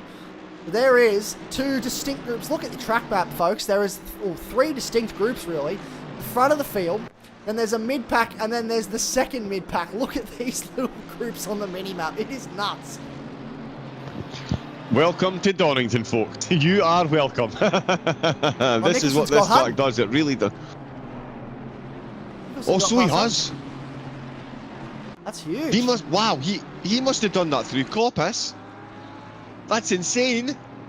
You're not supposed to do that. Somebody needs to have a word with Riley here. That's not supposed to do that, mate. Oh, you're breaking the rules of racing here. You're not supposed to overtake through there. Unless your name's Martinetti, of course. We saw Matt do it earlier in race 1. Got a yellow flag out, car 79. Oh, speaking of Martinetti. Martinetti, what is he doing? He is within 0.4 of a second. Aha. Well, he was. Oh, no, sorry. It's dropped back to 9. But yeah, I mean, Simmons and Dernetti are both rubbing their hands together with absolute glee at the moment because Bishop and Struick are so close. They are costing themselves time at the minute, and I tell you what, Matt Simmons is making hay while the British sun shines as Matt Dernetti goes for a run off the track, heading up the hill. This is one of the corners that I mentioned, folks, at the start. Just past Starcase Bridge, it seems very easy to make your way through this section of the course. It is not. I can assure you, and there's Matt proving my point exactly. But if we jump up and have a look at Struick, he is still right on the back of Bishop. You can see just how close, and I do mean right on the back, Isaac. He is right in behind him at the moment through the Fogarty S's. There's a tyre barrier. I don't know if you noticed that, just off to the left-hand side, just sitting in the middle of the track because someone's hit it and it's gone out of the way. So there's a tyre barrier just sitting in the middle of no man's land right now. Struick, he was nice and close through the Fogarty S's, but not able to close up, fortunately enough to stay with him through those S's to get the move done. And that's the hardest part. You can get a nice run off Coppice down towards the me S's, if you will, but you don't get a good run through the S's. It ruins your overtaking opportunity at the hairpin down the bottom. So that is super unfortunate for Jeesh, but he'll turn around, he'll go again. He's got plenty of time left in this race to try and make something happen. Here we go. This is Lachlan Dawes right in behind Josh Gordon. This is the other battle pack we were speaking about. And look at this battle pack down the back, folks. This is led by Guy Farmer. You've got Ferbs, Adam Joy, Bob Norley, Hagstrom, Honeybun, and then you've got Tanner and Sargent in the background as well. There's a nice little battle group here forming for what is essentially the last spot inside the top 20.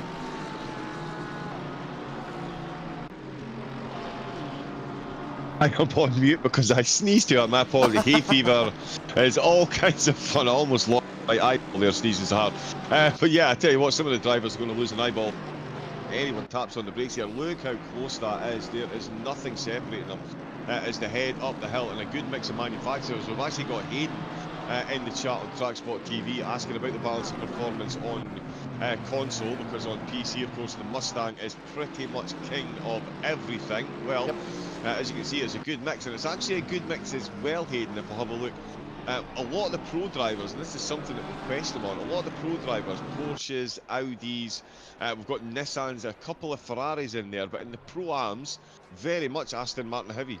It's good to see that Aston back at the front of the field, and Nissan and Ferrari making a mention, and the only place we're seeing Mustangs and BMWs is in the Pro-Am class, so I think that does say a lot for how well spread the balance of performance is. It's almost like they've got it pretty close. I know they do keep making a mess of it on the PC, but certainly on console it is a very solid mix. And again, you can see the mix of cars between the two classes, which is something I find ultra yellow fascinating, flags. if I'm being honest. Yellow flags. What has happened? There's multiple cars in the wall. My lord. So there is the car 100 jump back to the pit lane. Wayne Tanner was in the wall. Bowen Piper also involved in this. Who else was caught up? Mark Hurley's dived back to the lane. In the middle of the Somebody track. is that is Hagstrom That's stationary in the middle Is of the that track. Hagstrom? He needs to move because you can see the race leaders in the background. He needs to move. What will Hagstrom do here? He cannot sit there, and he does jump back to the pit lane. So finally clears the track, but something has happened there. We've got a car off the road as well. That's car 25. That's Josh Gordon.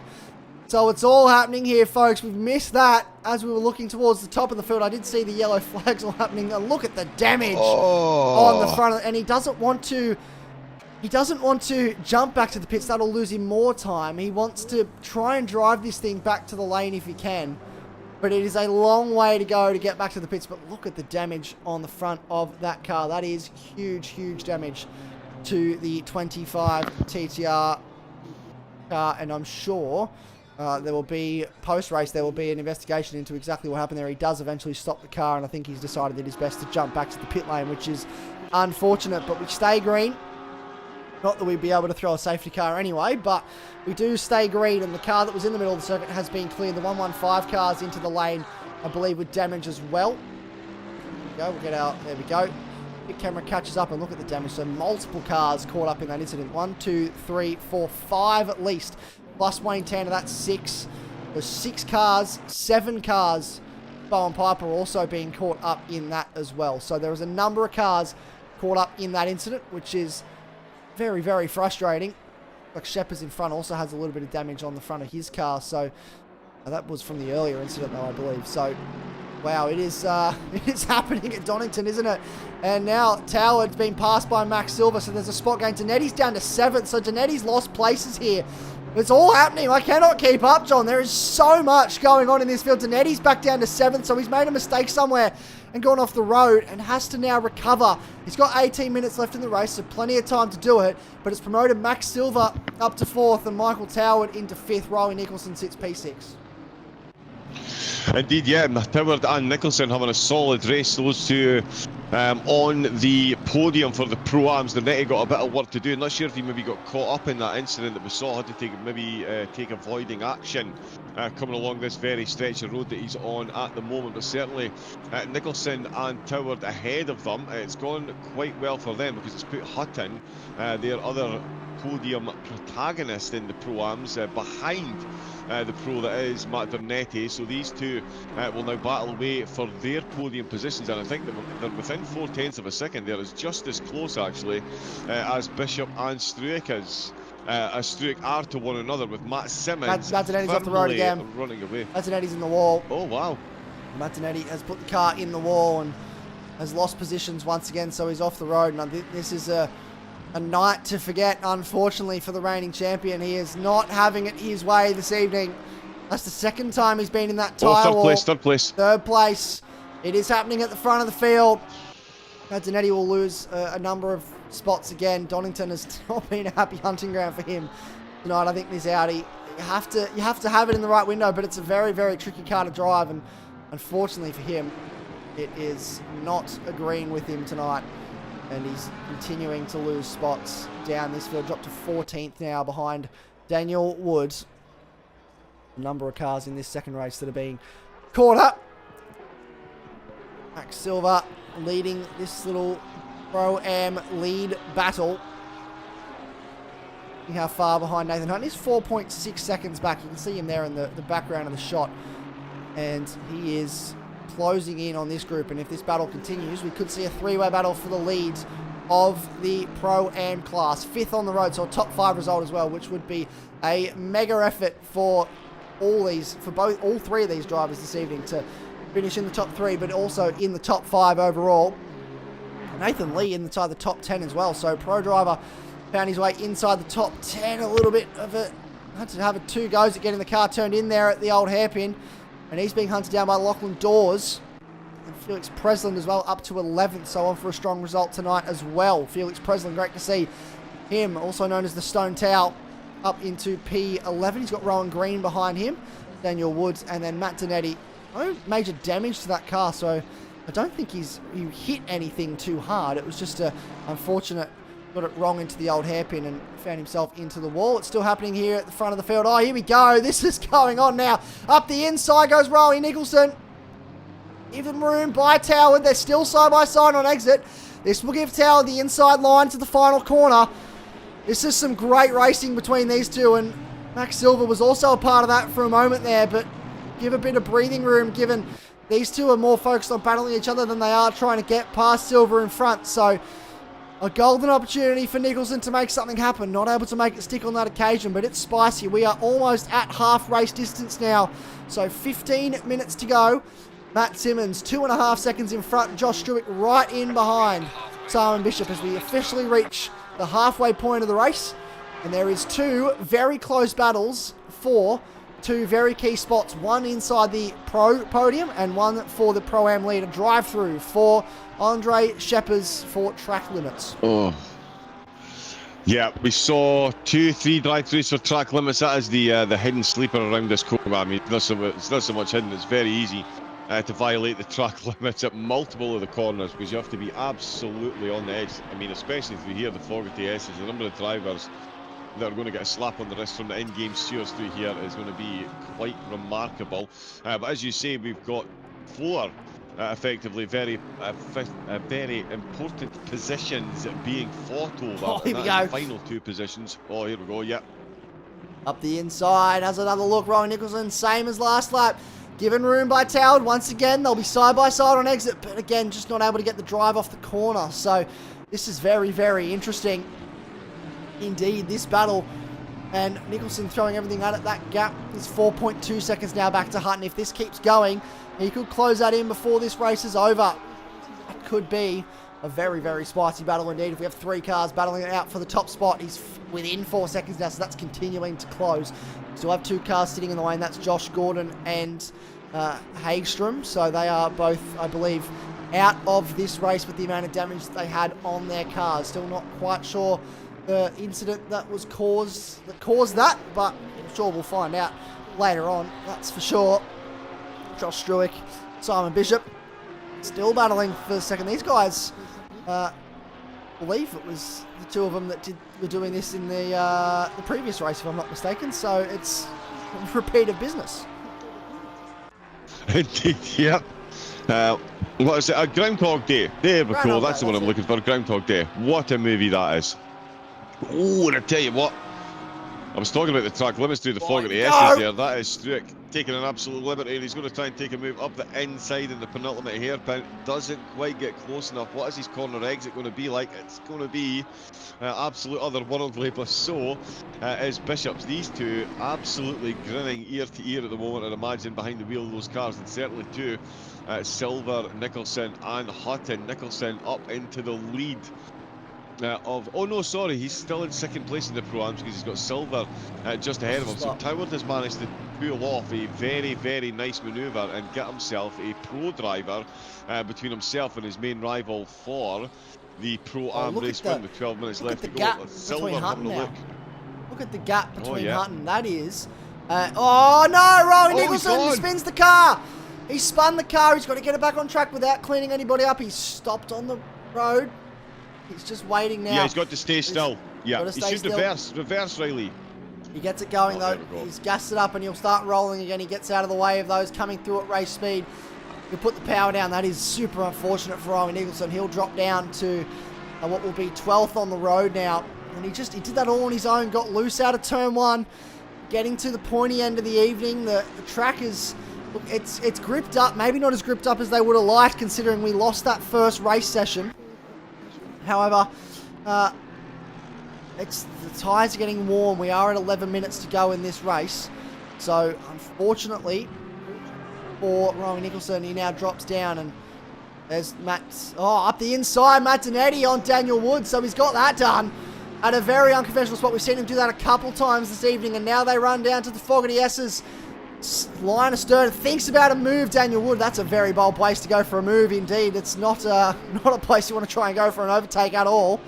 Andre Shepard's back into the pit lane as well. And we have yellow flags in the final corner. 48, here we go.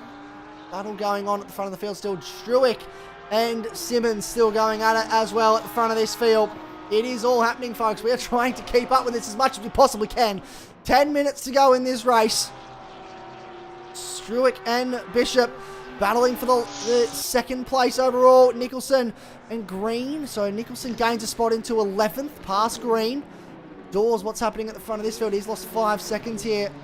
Well, he's actually ahead of Barton. Yeah, he is ahead of Barton. So they will... No, he's ahead of Lee, sorry.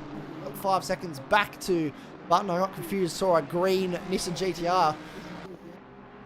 And there's 6 seconds back to Felix Preston. So there's a couple little battles out there at the moment, John, but they're all sort of half spread out battles. They are indeed. Yeah, let's go back to the overall podium battle, because Josh Struick is now, he's closed that gap by another half a tenth.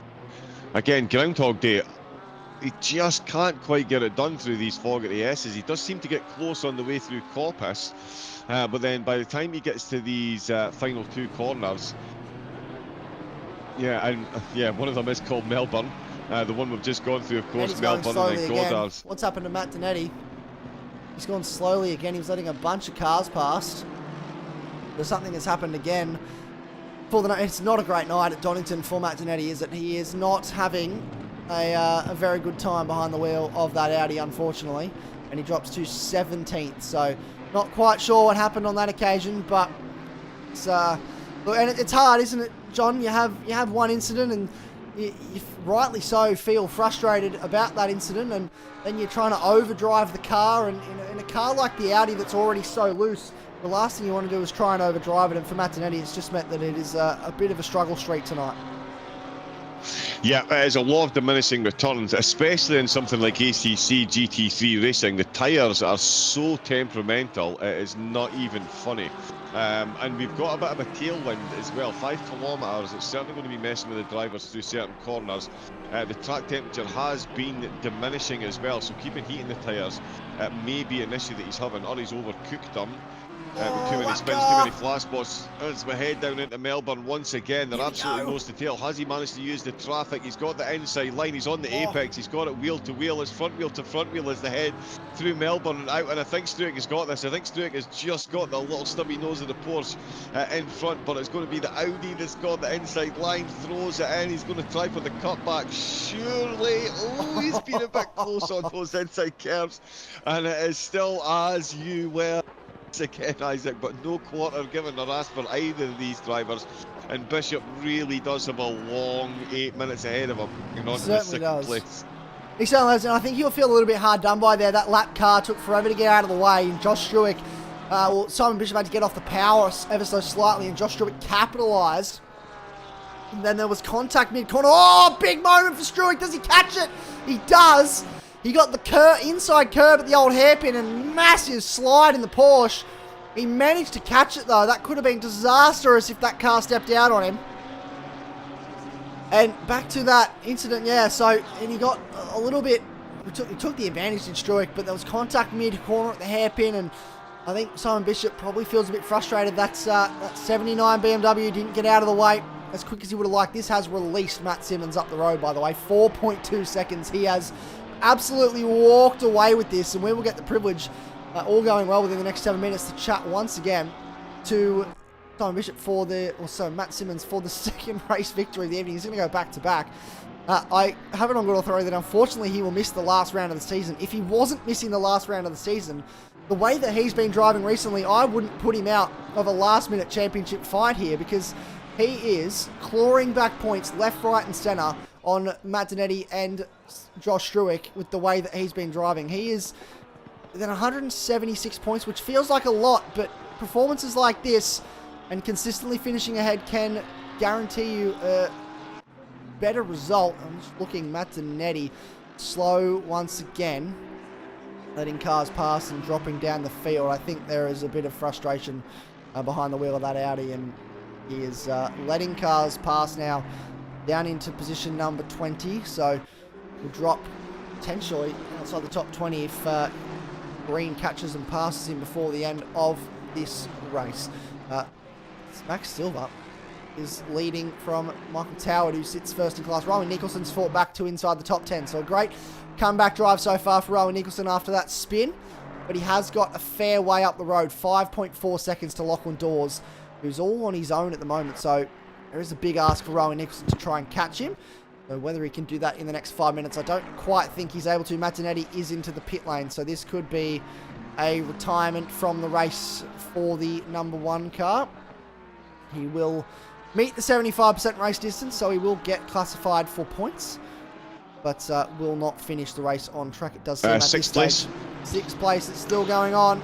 It's In front of this three-way field. battle for the podium in Pro Arms. Here we go. That's incredible. That is absolutely incredible. So Toward, Hutton, Barton, all in line of stern battle with Max Silver in front. It's still going on between Struick and Simon Bishop as well. Keep an eye on that with 5 minutes to go, folks. And Matt Donetti looking will not be coming back out on the circuit, I don't believe. And Matt Boyd potentially will overtake him, so drop him outside the top 20 in this race. Max Silver sits in P4. This is a great race for Max Silver, isn't it? Sitting in position number 4 on his return to the series. He, the reason that we didn't see him on track as much recently is he got a job, if you would believe. He got a job and they require him to work very long hours and just wasn't able to line up with the schedule. But he made sure he was here tonight. As Wayne Tanner gets out of the way, cars coming past. And we see him on track. We won't see him on track, unfortunately, next week at Hungaroring, but it's nice to see him back out there tonight and getting some good results. He was a bit sceptical how he would go this evening. Wasn't quite sure if his pace would be up to scratch being out of the car for a little while, but he certainly fell straight back into a rhythm, hasn't he? Josh Struick has dropped right away, and there's damage on the front of that car, so there's been a mistake for Josh Struick somewhere, and he has dropped right away from Simon Bishop, so that will pretty much seal the podium now with 3 minutes to go. That means we can turn our attention and our focus, John Wright, to this battle for the Pro-Am podium. Michael Toward, Nathan Hutton, James Barton, all in the mix here for the Pro-Am victory. And keep in mind, James Barton racing with fractured ribs. Yeah, that's absolutely incredible. I mean, he should win Driver of the Season just for this performance. Bringing home a podium at Donington, no less, on cracked ribs. It just, I wince every time I even say it out loud. And he could be on for an improvement in his position this year. It could be Max Silver. We're talking about his triumphant return, finishing in 4th. He could find himself a kingmaker here because he is within the same distance of Hutton, of Toward, as Hutton is to Toward. So it is very close there as the 4 of them head through the old hairpin and up towards Starcase Bridge with less than 3 minutes left to go. It's Toward looking to bring home a Pro-Am win. Tell you what, Barton's absolutely on the edge of that Nissan. We know the Nissan can do well in sector number 1, not quite as quick as the other ones in sectors 2 and 3, so that could be where Barton looks to pounce on Hutton. Toward will be keen to watch that battle continue in his rear view mirror, so he can hold on to what would be a phenomenal race win. And I tell you what, he could be looking to get himself 4th place overall. I know they say a bird in the hand is worth 2 in the bush, but Toward could go for full glory here and go for 4th place overall. As we jump down the field and look at a battle with the Mercedes, we've got, a few drivers have retired. We've still got, what, 23 running? Yeah, Dernetti, Shepherd's, Piper, Cotton, Hagstrom out, unfortunately. 23 drivers on the track. Hurley, 4 it's laps not bad down, for Donington. No, not bad for Donington at all. 23 still on track. Hurley running around, albeit 4 laps down, but I believe should get classified in the end here. About 19 laps in this race with probably at least another lap to go, looking at where our race leader is, which says to me have a 20 lap race distance, or 21 lap race distance, I believe, once he crosses the line. 75% of that off the top of my head is 16 laps. So as long as you're not 5 laps down, you will be fine. So Shepherds might just be on the bubble. Bowen Piper also probably will not be classified, but Matt Donetti and Mark Hurley should be classified in the end of this one. James Barton dropped off now from Nathan Hutton. So they're about a second back to Michael Toward and about a second back as well to James Barton. So it's all sort of starting to spread out towards the end of this one as we get to the last few minutes. Bob Norley right in behind Rowan Green. So we have just under a minute to go when Matt Simmons crosses the line. He will start the final lap of the race. There is the message from race control. Leader is on the final lap of the race. So one more time, we will see a race to its conclusion this evening. Race 1 cut short due to server issues, but it's held up for now. We're almost there, folks. Don't jinx it just yet. But the server is held up, and we should get through an entire 30 minutes of racing for race number 2 this evening. Bob Norley having a last-minute look at the back of the Grimace Racing McLaren. Give that McLaren some TV time. Keep the TrackSpotTV boss, George Cook, very, very happy. He loves his McLarens, doesn't he? And we'll give it a bit of TV time to keep the boss happy, earn some brownie points, and get us in the good books. This is a nice little battle, though. Bob Norley, Adam Joy in 13th and 14th. And fortunately for... Oh, it's actually closed up right towards the end here. So this last lap... Oh, I've clicked drive. Didn't want to do that. Didn't want to do that. It's made me click drive. Return back to the track, the screen that we are so used to seeing here. Look at this on the track with these three. Very, very close. Max Silver also a part of this battle, but Matt Simmons, he won race number 1. He was the victor at the Nürburgring 3 weeks ago. He continued that form in race 1 this evening, albeit being cut short, but he's seen this one to conclusion. He takes the pole position and converts it to a race victory in race number 2 this evening. Matt Simmons wins from Simon Bishop in position number 2. Josh Struick will come home to complete the podium in position number 3. And then it's all still going on here at the back of the field with a last-minute gasp for the overall Pro-Am victory. But it'll be Max Silver in position number 4, then Michael Toward, your Pro-Am victor from Nathan Hutton, from James Barton. Take a bow. That is a phenomenal effort to do what he did. Rowan Nicholson closes up to just under 3 seconds away from Lachlan Dawes in the end, but it is not enough to, well, just over 3 seconds in the end, but it's not enough to get himself back up into P8. So we'll finish 9th. Daniel Wood inside P10, and Nathan Lee just misses out on a top 10 finish, but a great result for him this evening. Rowan Green, Bob Norley, they're going to push each other all the way to the end here. Who comes out on top of the line? It is Rowan Green, position number 12 from Bob Norley, Adam Joy, and Max Honeywell. Oh, sideways at the end from Ben Sayers into the wall. He hasn't even crossed the line yet, so he's going to have to either drive backwards or turn the car around. He's just going to roll the car backwards across the line, and there we go. He meets the line. He spun it on the curb at the final corner, hit the wall. Lost a couple places as a result. And that will summarise our full race results. We'll try and get this quickly before the server does run away. So it is your full results in the end. Matt Simmons from Simon Bishop, Josh Struick, Max Silver, Michael Toward, Nathan Hutton, James Barton, Lachlan Dawes, Rowan Nicholson, and Daniel Wood rounding out your top 10. Nathan Lee, Rowan Green, Bob Norley, Adam Joy, and Max Honeybun inside the top 15. Les Sam with the great result in 16th. Felix Presland, Peter Sargent, Ben Sayers spinning at the finish line, having to obviously go backwards across the line in the end. Matt Boyd rounding out the top 20. Then it's Wayne Tanner, Xander Stewart, Mark Hurley, Matt Donetti will finish 5 laps down in the end and just be classified, I believe, by meeting the 16 lap minimum lap distance. And then Andre Sheppers finishes in 24. So there are your race results. Guy Farmer, Bowen Piper, Josh Gordon, and Hagstrom not classified at the end of that one as well. Let's jump back to our results screen. There we go, folks. What an evening of racing. That was very, very action-packed, John, and I'm looking forward to getting some drivers' opinions on just what they thought of the racing out there tonight. Indeed, yeah. I mean, we did mention it several times at the start. Donington is a tight, twisty, tricky, very technical track, and it absolutely proved to be the case tonight, and it was very much a case of survival. And an important one as well for the drivers, bringing home the points that they did, because the Hungaro ring, or Hungaro train, as I unaffectionately call it, it's even more difficult to get an overtake done around that course. So bringing home the points this week, absolutely vital. Saw some absolutely solid performances. A few drivers fall by the wayside at the end, but an ill wind that blows nobody some good.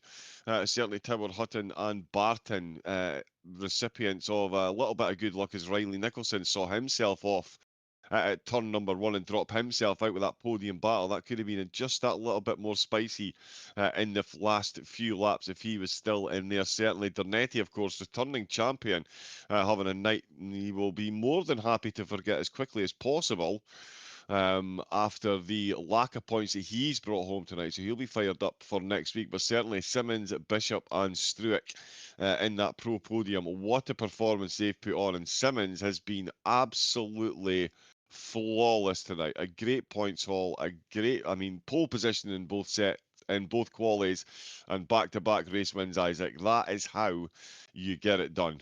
It certainly is. And we're now going to have a chat to some drivers about what they thought of the action this evening. I'll hand over to you, John, to chat to our first man. It is our Pro-Am victor, Michael Toward. And John, I'll hand it over to you to have a chat to him.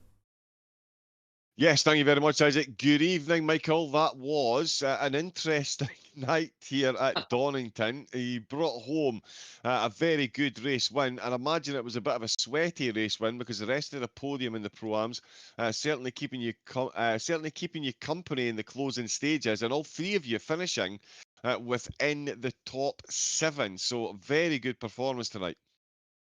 That certainly made up for my first race with the. I thought I qualified pretty good in the first one, and absolutely just went absolute shit in the first in the start, and just went backwards and kept going. And I think I finished like 12th or 13th, so it was probably good. I just thought I was done for the night then. But yeah, that was great fun. I just wanted to qualify really fast and try and get a better start, and it worked. But yeah, it was certainly under a lot of pressure. And I could see everyone coming, and I was trying to not watch the mirrors and see what would happen. Indeed, yeah. Apologies for the language here, folks. The drivers do get hyped up. We will keep it nice and clean so we don't get jumped off of YouTube. Yeah. But Michael getting himself a bit excited. But as you say, race 1, it didn't quite go the way you'd planned. So race 2, talk to us about Donington. We spoke briefly to Matt Simmons about the course itself. This course is... So it's a challenge like not many others out there, with it being so tight and twisty and such a killer on the tyres. How did you find the course itself tonight? I absolutely like that. It's really narrow. You seem to have to hit every turn in and braking point spot on, and the car, like, you're constantly sliding. Some corner I was like, do I leave it up a gear? Do I go down a gear? It just has to be really smooth. Going through that chicane on the back straight, I think that many times when that brake marker was gone, I always used that in between that first and second brake marker, and the second one was gone, and it messed me up a few times. It's really difficult, but great fun. Indeed, yeah. I think as Matt said, it's really difficult, but when you get it right, you really do get it right, and it is very, very, very satisfying. We've got the Hungaroring up next. That is an insanely difficult track to get an overtake on. How are you looking forward to next time out in Hungary? I have not even thought of that, but yeah, absolutely, you're right. We've got 3 really interesting tracks, from the enduro to this one that's tight, and then straight into another tight track that's, it should be, we'll have to just qualify well again, I think, and just try and put the head down, and maybe I'll have to turn the mirror off and just keep going. That is a lesson I wish I was able to learn back in the day. Yeah, turning off that mirror definitely saves a few bullets being sweated out. Well, Michael, congratulations on bringing home a race win tonight. Some very, very good points. And as a Pro-Am finishing in the top 5, an absolutely phenomenal performance. So congratulations for tonight, and best of luck for you and the team for the rest of the season. Thank you very much, Johnny and Isaac. I much appreciate it. And thank you to AGT. Yeah, there we go then. Michael Toward bringing home the win. Isaac, who do we have joining us in the commentary box next? I am going to now have a chat to our third place man, John, which is Josh Struick. Josh, welcome into the booth, mate. First of all, two fairly exciting races for you. You were fairly busy the whole time. A little bit different. The first one obviously ended fairly abruptly. You got to see the race to conclusion. How are you feeling after this evening with those pretty close battles for the podium? Disappointed, to be honest. I had pace for a lot more than where I finished. I think my race pace was better than my quali pace by a little bit. So it was just really hard to pass, and Simon just knows exactly where to put the car, unfortunately. Yeah, it certainly looked like he was very hard to pass out there. We were talking about that in the booth, just how difficult he's making it. Talk about, you know, racing. Simon is a fairly experienced operator. Is it stressful? Is it fun? How are you feeling in that situation? Like, what's it like racing against him? I mean, the racing itself is good. The fact that I had more pace and I couldn't get past was frustrating. So yeah, a little bit of it was fun, but it was a lot of frustration because I really wanted to challenge Matt Simmons at the front for the win. I think I had the pace alongside him to have a good battle with him as well. Yeah, well, talk to us about you said it's difficult to try and get past. Talk to us about the nature of this circuit. Obviously, it's fairly fast flowing. It's very narrow. What exactly, obviously, we've just listed a couple of things, but what exactly for you makes it so difficult to pass at a circuit like Donington? Just coming up to like braking zones, there's like you've got that chicane, which is hard to stay close to people, like into the last sector. The high-speed sort of chicane where you have to launch the curbs. It's very hard to stay close there because you can't really see exactly where the corner is. So then it's hard to get close for that final sector. And also in that final sector, if you're on the inside for one, you're then on the outside for the other, so you can't really pass there either. It just makes it hard to actually complete the move, and then they get that inside for the next corner. Yeah, it seems to be a lot of that this evening. As you said, you know, so someone gets the run onto the hairpin, but then you get back to the final corner and they've got the inside line. So there's a lot of that happening up and down the field, which certainly made it look challenging. Listen, we got Hungaroring next week, so we're going back-to-back weeks in terms of racing. How are you feeling about that? Obviously, another narrow track, a track that's hard to pass. It's an hour race, so pit stop factors into that. You're looking at, you think qualifying will probably be the most important factor there, getting a good qualifying spot to secure your position in the race? Less so than today. I think it will be easier to pass, especially when you've got like a big long straight. Like you actually have like a decent straight where you can get at some slipstream, and then passing in turn one. Generally, you can do some outside moves and switchbacks. So I think it will be better for passing, and but like the middle sector and towards the end of the lap is pretty tight, but it's wider than here. Yeah, well, look, it's going to be interesting, that's for sure. It was a lot of fun watching you work on that battle with Simon. It certainly kept us very, very entertained throughout the second race. Look, congratulations, mate. You extend your championship lead, and we'll look forward to seeing what you can do next time out as we get towards the pointy end of the season at the Hungaroring. Cool, thank you. There we go, Josh Struick there. And look, I think the summary is very difficult to pass that at Donington. And let's get the man that held him off for quite a number of laps. And I'll hand over to you to have a chat to our favourite Kiwi, John Wright. We have Simon Bishop in the booth to have a chat to you. Excellent stuff. Good evening, Simon. An interesting evening at the office for you, bringing home the race. Fastest lap in race number 2, along with that second podium spot. And as we've heard there, kept Josh Struick exceptionally frustrated with your exceptional defensive abilities. How much did you enjoy race 2 there? It was good. Yeah, I felt like I turned like the 4th or 5th fastest car into P2 twice. So I was pretty happy with that, ignoring my fastest lap because I don't know where that came from. But yeah, I bet it was annoying for him because he spent all day behind me. But I just knew that if I drove in a certain way and I didn't make any mistakes, and it was going to be pretty hard to pass. And then he had one go at it, but it just didn't work out. But anytime you do that, it's pretty good. I've had plenty of times when I've had fast cars and crashed out. So it was good to have one that wasn't so great, but to still get something out of it. Yeah, well, I mean, to say get something out of it, back-to-back second places, that's it's no mean feat. The Audi itself, it looked a lot of fun to drive around here. He says, tongue in cheek. But yeah, you're saying yourself, it was about the 4th or 5th fastest car around here. So what were your expectations going into the race? Well, I was pretty bad last round, so I was kind of hoping that I'd be a little bit better than that. I just couldn't get it together at Watkins Glen. Obviously, I missed the enduro as well, but then in practice, me and Matt Donetti were pretty close pace-wise, so I felt like I'd be all right. I don't think we had the speed of what Josh and Matt had, but yeah, I just kind of knew if I stayed on, it would be all right. I knew if I could get in front, I could just block the entire way home, and if I could have just got ahead of Matt Simmons, I probably would have done the same, but I'll still take second. It was all right. The car was fine. Like, it was okay to drive, and it was fast enough, clearly, but just missing a tiny bit. Right, and very quickly, do you think the battle that you were having with Struick, do you think having to defend so long from Struick stopped you catching up to Simmons, or was Simmons just that much quicker today? Oh, I think he had it easy over me anyway.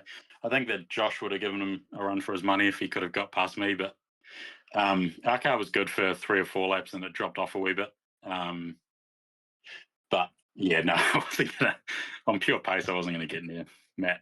But I mean, he drove a perfect race too, so it was good. I mean, I was there if he made a mistake or he had a bit of bad luck, I was there, but just never happened. Indeed, yeah. Well, I mean, certainly playing the team game, BCG 1 and 2, and fending off your main championship rival, CP, into 3rd place. As we've mentioned, we've got the Hungaroring next week. We do have the long straight for overtakes into turn number 1. Other than that, it is a fairly tight course. How are you looking forward to that one? I don't know how good our car's going to be, but one thing's for sure, I'm going to be a pain in the ass to somebody there as well, because if they get stuck behind me through all the bendy bits, they're not going to get past. But I'm looking forward to the Paul Ricard round after that with the massive straight. That'll be fun, but we'll just kind of get as much as I can out of next week, and then we'll go from there, I think. Yeah, nice. Well, that sounds like a strategy we are very much going to look forward to watching next week. But until then, yeah, congratulations ringing in your ears. Back-to-back second places here at Deadly Donington. Not too shabby a showing and a great display by the team as well. So congratulations, Mr. Bishop, and we shall see you next week. You will. Thank you kindly. Here we go, Isaac. Mr. Simon Bishop. What a display. And yeah, I like that strategy. Just be a pain in the rear end to everyone else, and it'll bring home great things. Can't argue with that. Absolutely. Cannot argue with that at all. It was a very effective strategy. It worked great.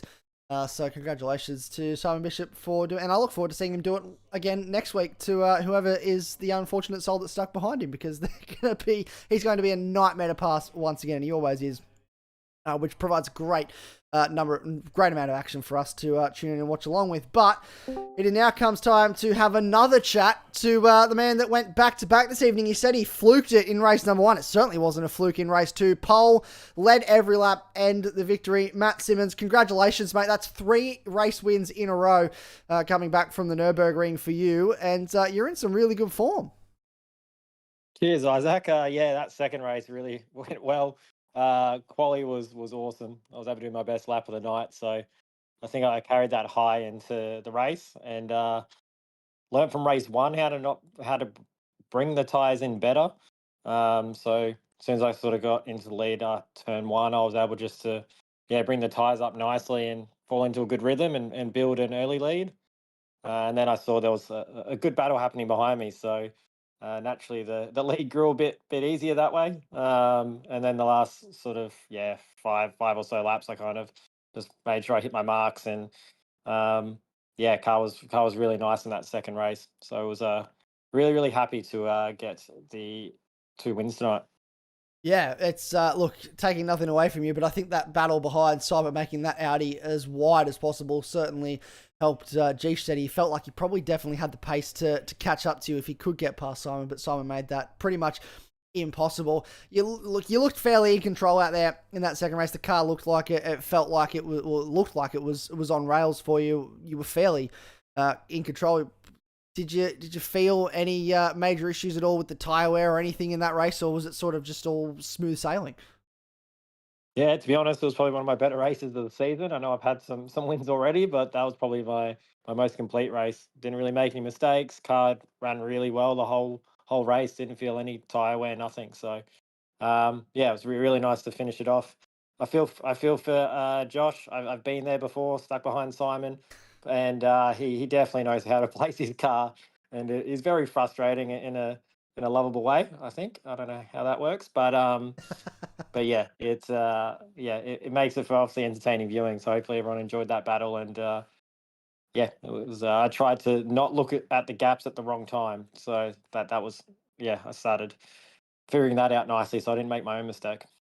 Yeah, we saw a few drivers making mistakes this evening, cars going off the road. It's a very narrow circuit, so certainly easy to do. Look, we've got the Hungaroring next week. I did make the unfortunate announcement earlier on that you won't be able to make the final round. We've unfortunately timed it that your holiday ends one day after we go racing for the decider. But we hopefully will have you company for at least the next 2 rounds, because you're looking really strong in the championship. You moved up to 3rd after the Nürburgring, and the performance tonight, you've solidified P3 in the championship. So you're looking at a really strong position. How are you feeling heading into next week at the Hungaroring? Track you've probably, again, like the Nürburgring, probably done laps at in real life. So you should be fairly confident heading there, I would imagine. We'll see. Yeah, it's a shame I missed the first round now, because I feel like I would have been up there. I would have felt even harder not missing the last round, but no, that's all right. Yeah, I've had some cracker races at Hungaroring. It's really tough though, needing to set up these cars, especially the MR cars, with handling the curbs. So I think it's going to take a bit to get out the Porsche into the right window, so it's hitting those curbs nicely. But other than that, it should go well. I mean, we've been pretty strong in most races this year or this season. So yeah, again, it's always competitive. You've got to absolutely nail qualifying and get track position at Hungaroring, because it's so hard to pass. So yeah, we'll see how qualifying pans out, and hopefully the race is entertaining for everyone. Yeah, fingers crossed. Well, we look forward to seeing you next week, Matty. Maybe, I don't want to jinx it, but maybe looking at 4 from 4 if you keep your pace going the way that you have been.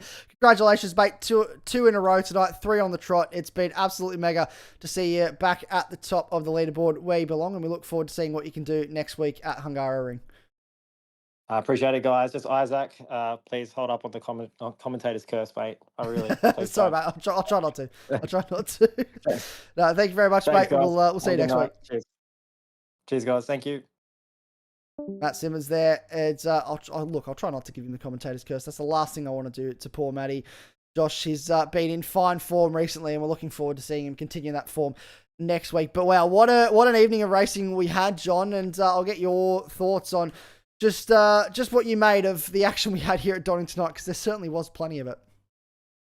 Oh yeah, I mean, the 2 things that we can confirm: Donington doesn't disappoint, and Donington doesn't care who you are, where you are, what car you're in.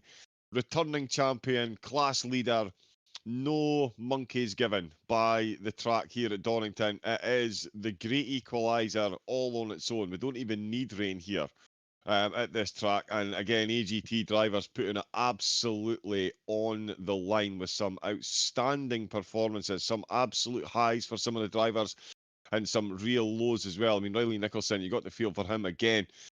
Finishing in 5th position after leading class in the 2nd race. We had the server disconnect in race number 1, which denied us a couple of battles and potentially a few position changes. Our returning champion finishing outside the top 10 in race number 2. But Matt Simmons proving once again to be absolutely outstanding when he's up in front of the field, and Simon Bishop proving to be the most frustratingly lovable man on the planet, it seems, because no one can get past him. But I tell you what, I'm going to get my hands on the drivers next weekend, because it really must be interesting being stuck behind Bishop. I mean, the amount you could learn, not that Struick and Simmons certainly I've got much learning to do in that, but yeah, what you could learn sitting behind someone like that and their defensive prowess could be absolutely game changing for us mere mortals. So yeah, one to study. But yeah, Donington, absolutely incredible once again, Isaac. The AGT racing, incredible once again, and Hungaroring.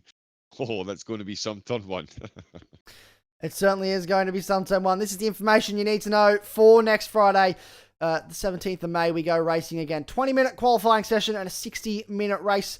Pit stop will be required, and the weather, once again, will be variable. So looking forward to your company then. But that is all we have time for this evening. We thank you so much once again for tuning in and letting us know your thoughts and feelings throughout the evening. It's great to see so many people in the chat and getting involved. If you like what you see and you want to see more, head over to our YouTube channel. There's plenty of past streams and even some GT7 action for you to tune into and watch along. And if you have a league and you want to get some broadcasting done, you think this looks pretty good, I want to get some broadcasting of my own, head over to www.trackspot.tv for all your broadcasting needs. And George and John are very, very willing to have a conversation and help you get set up. And if you're a budding commentator, head over there as well. We'd love to have some more commentators on board. We have plenty of series that we broadcast throughout the week with plenty of action for you to call. So make sure you jump over, get involved, and we thank them for their support. John, we thank you as well this evening for coming along. It's been an absolute pleasure, and I look forward to having you back next week. And I look forward to having every one of you that's tuned in back next week as well. But for now, it is stay safe. Goodbye. We'll see you very soon. Have a good one. Good night.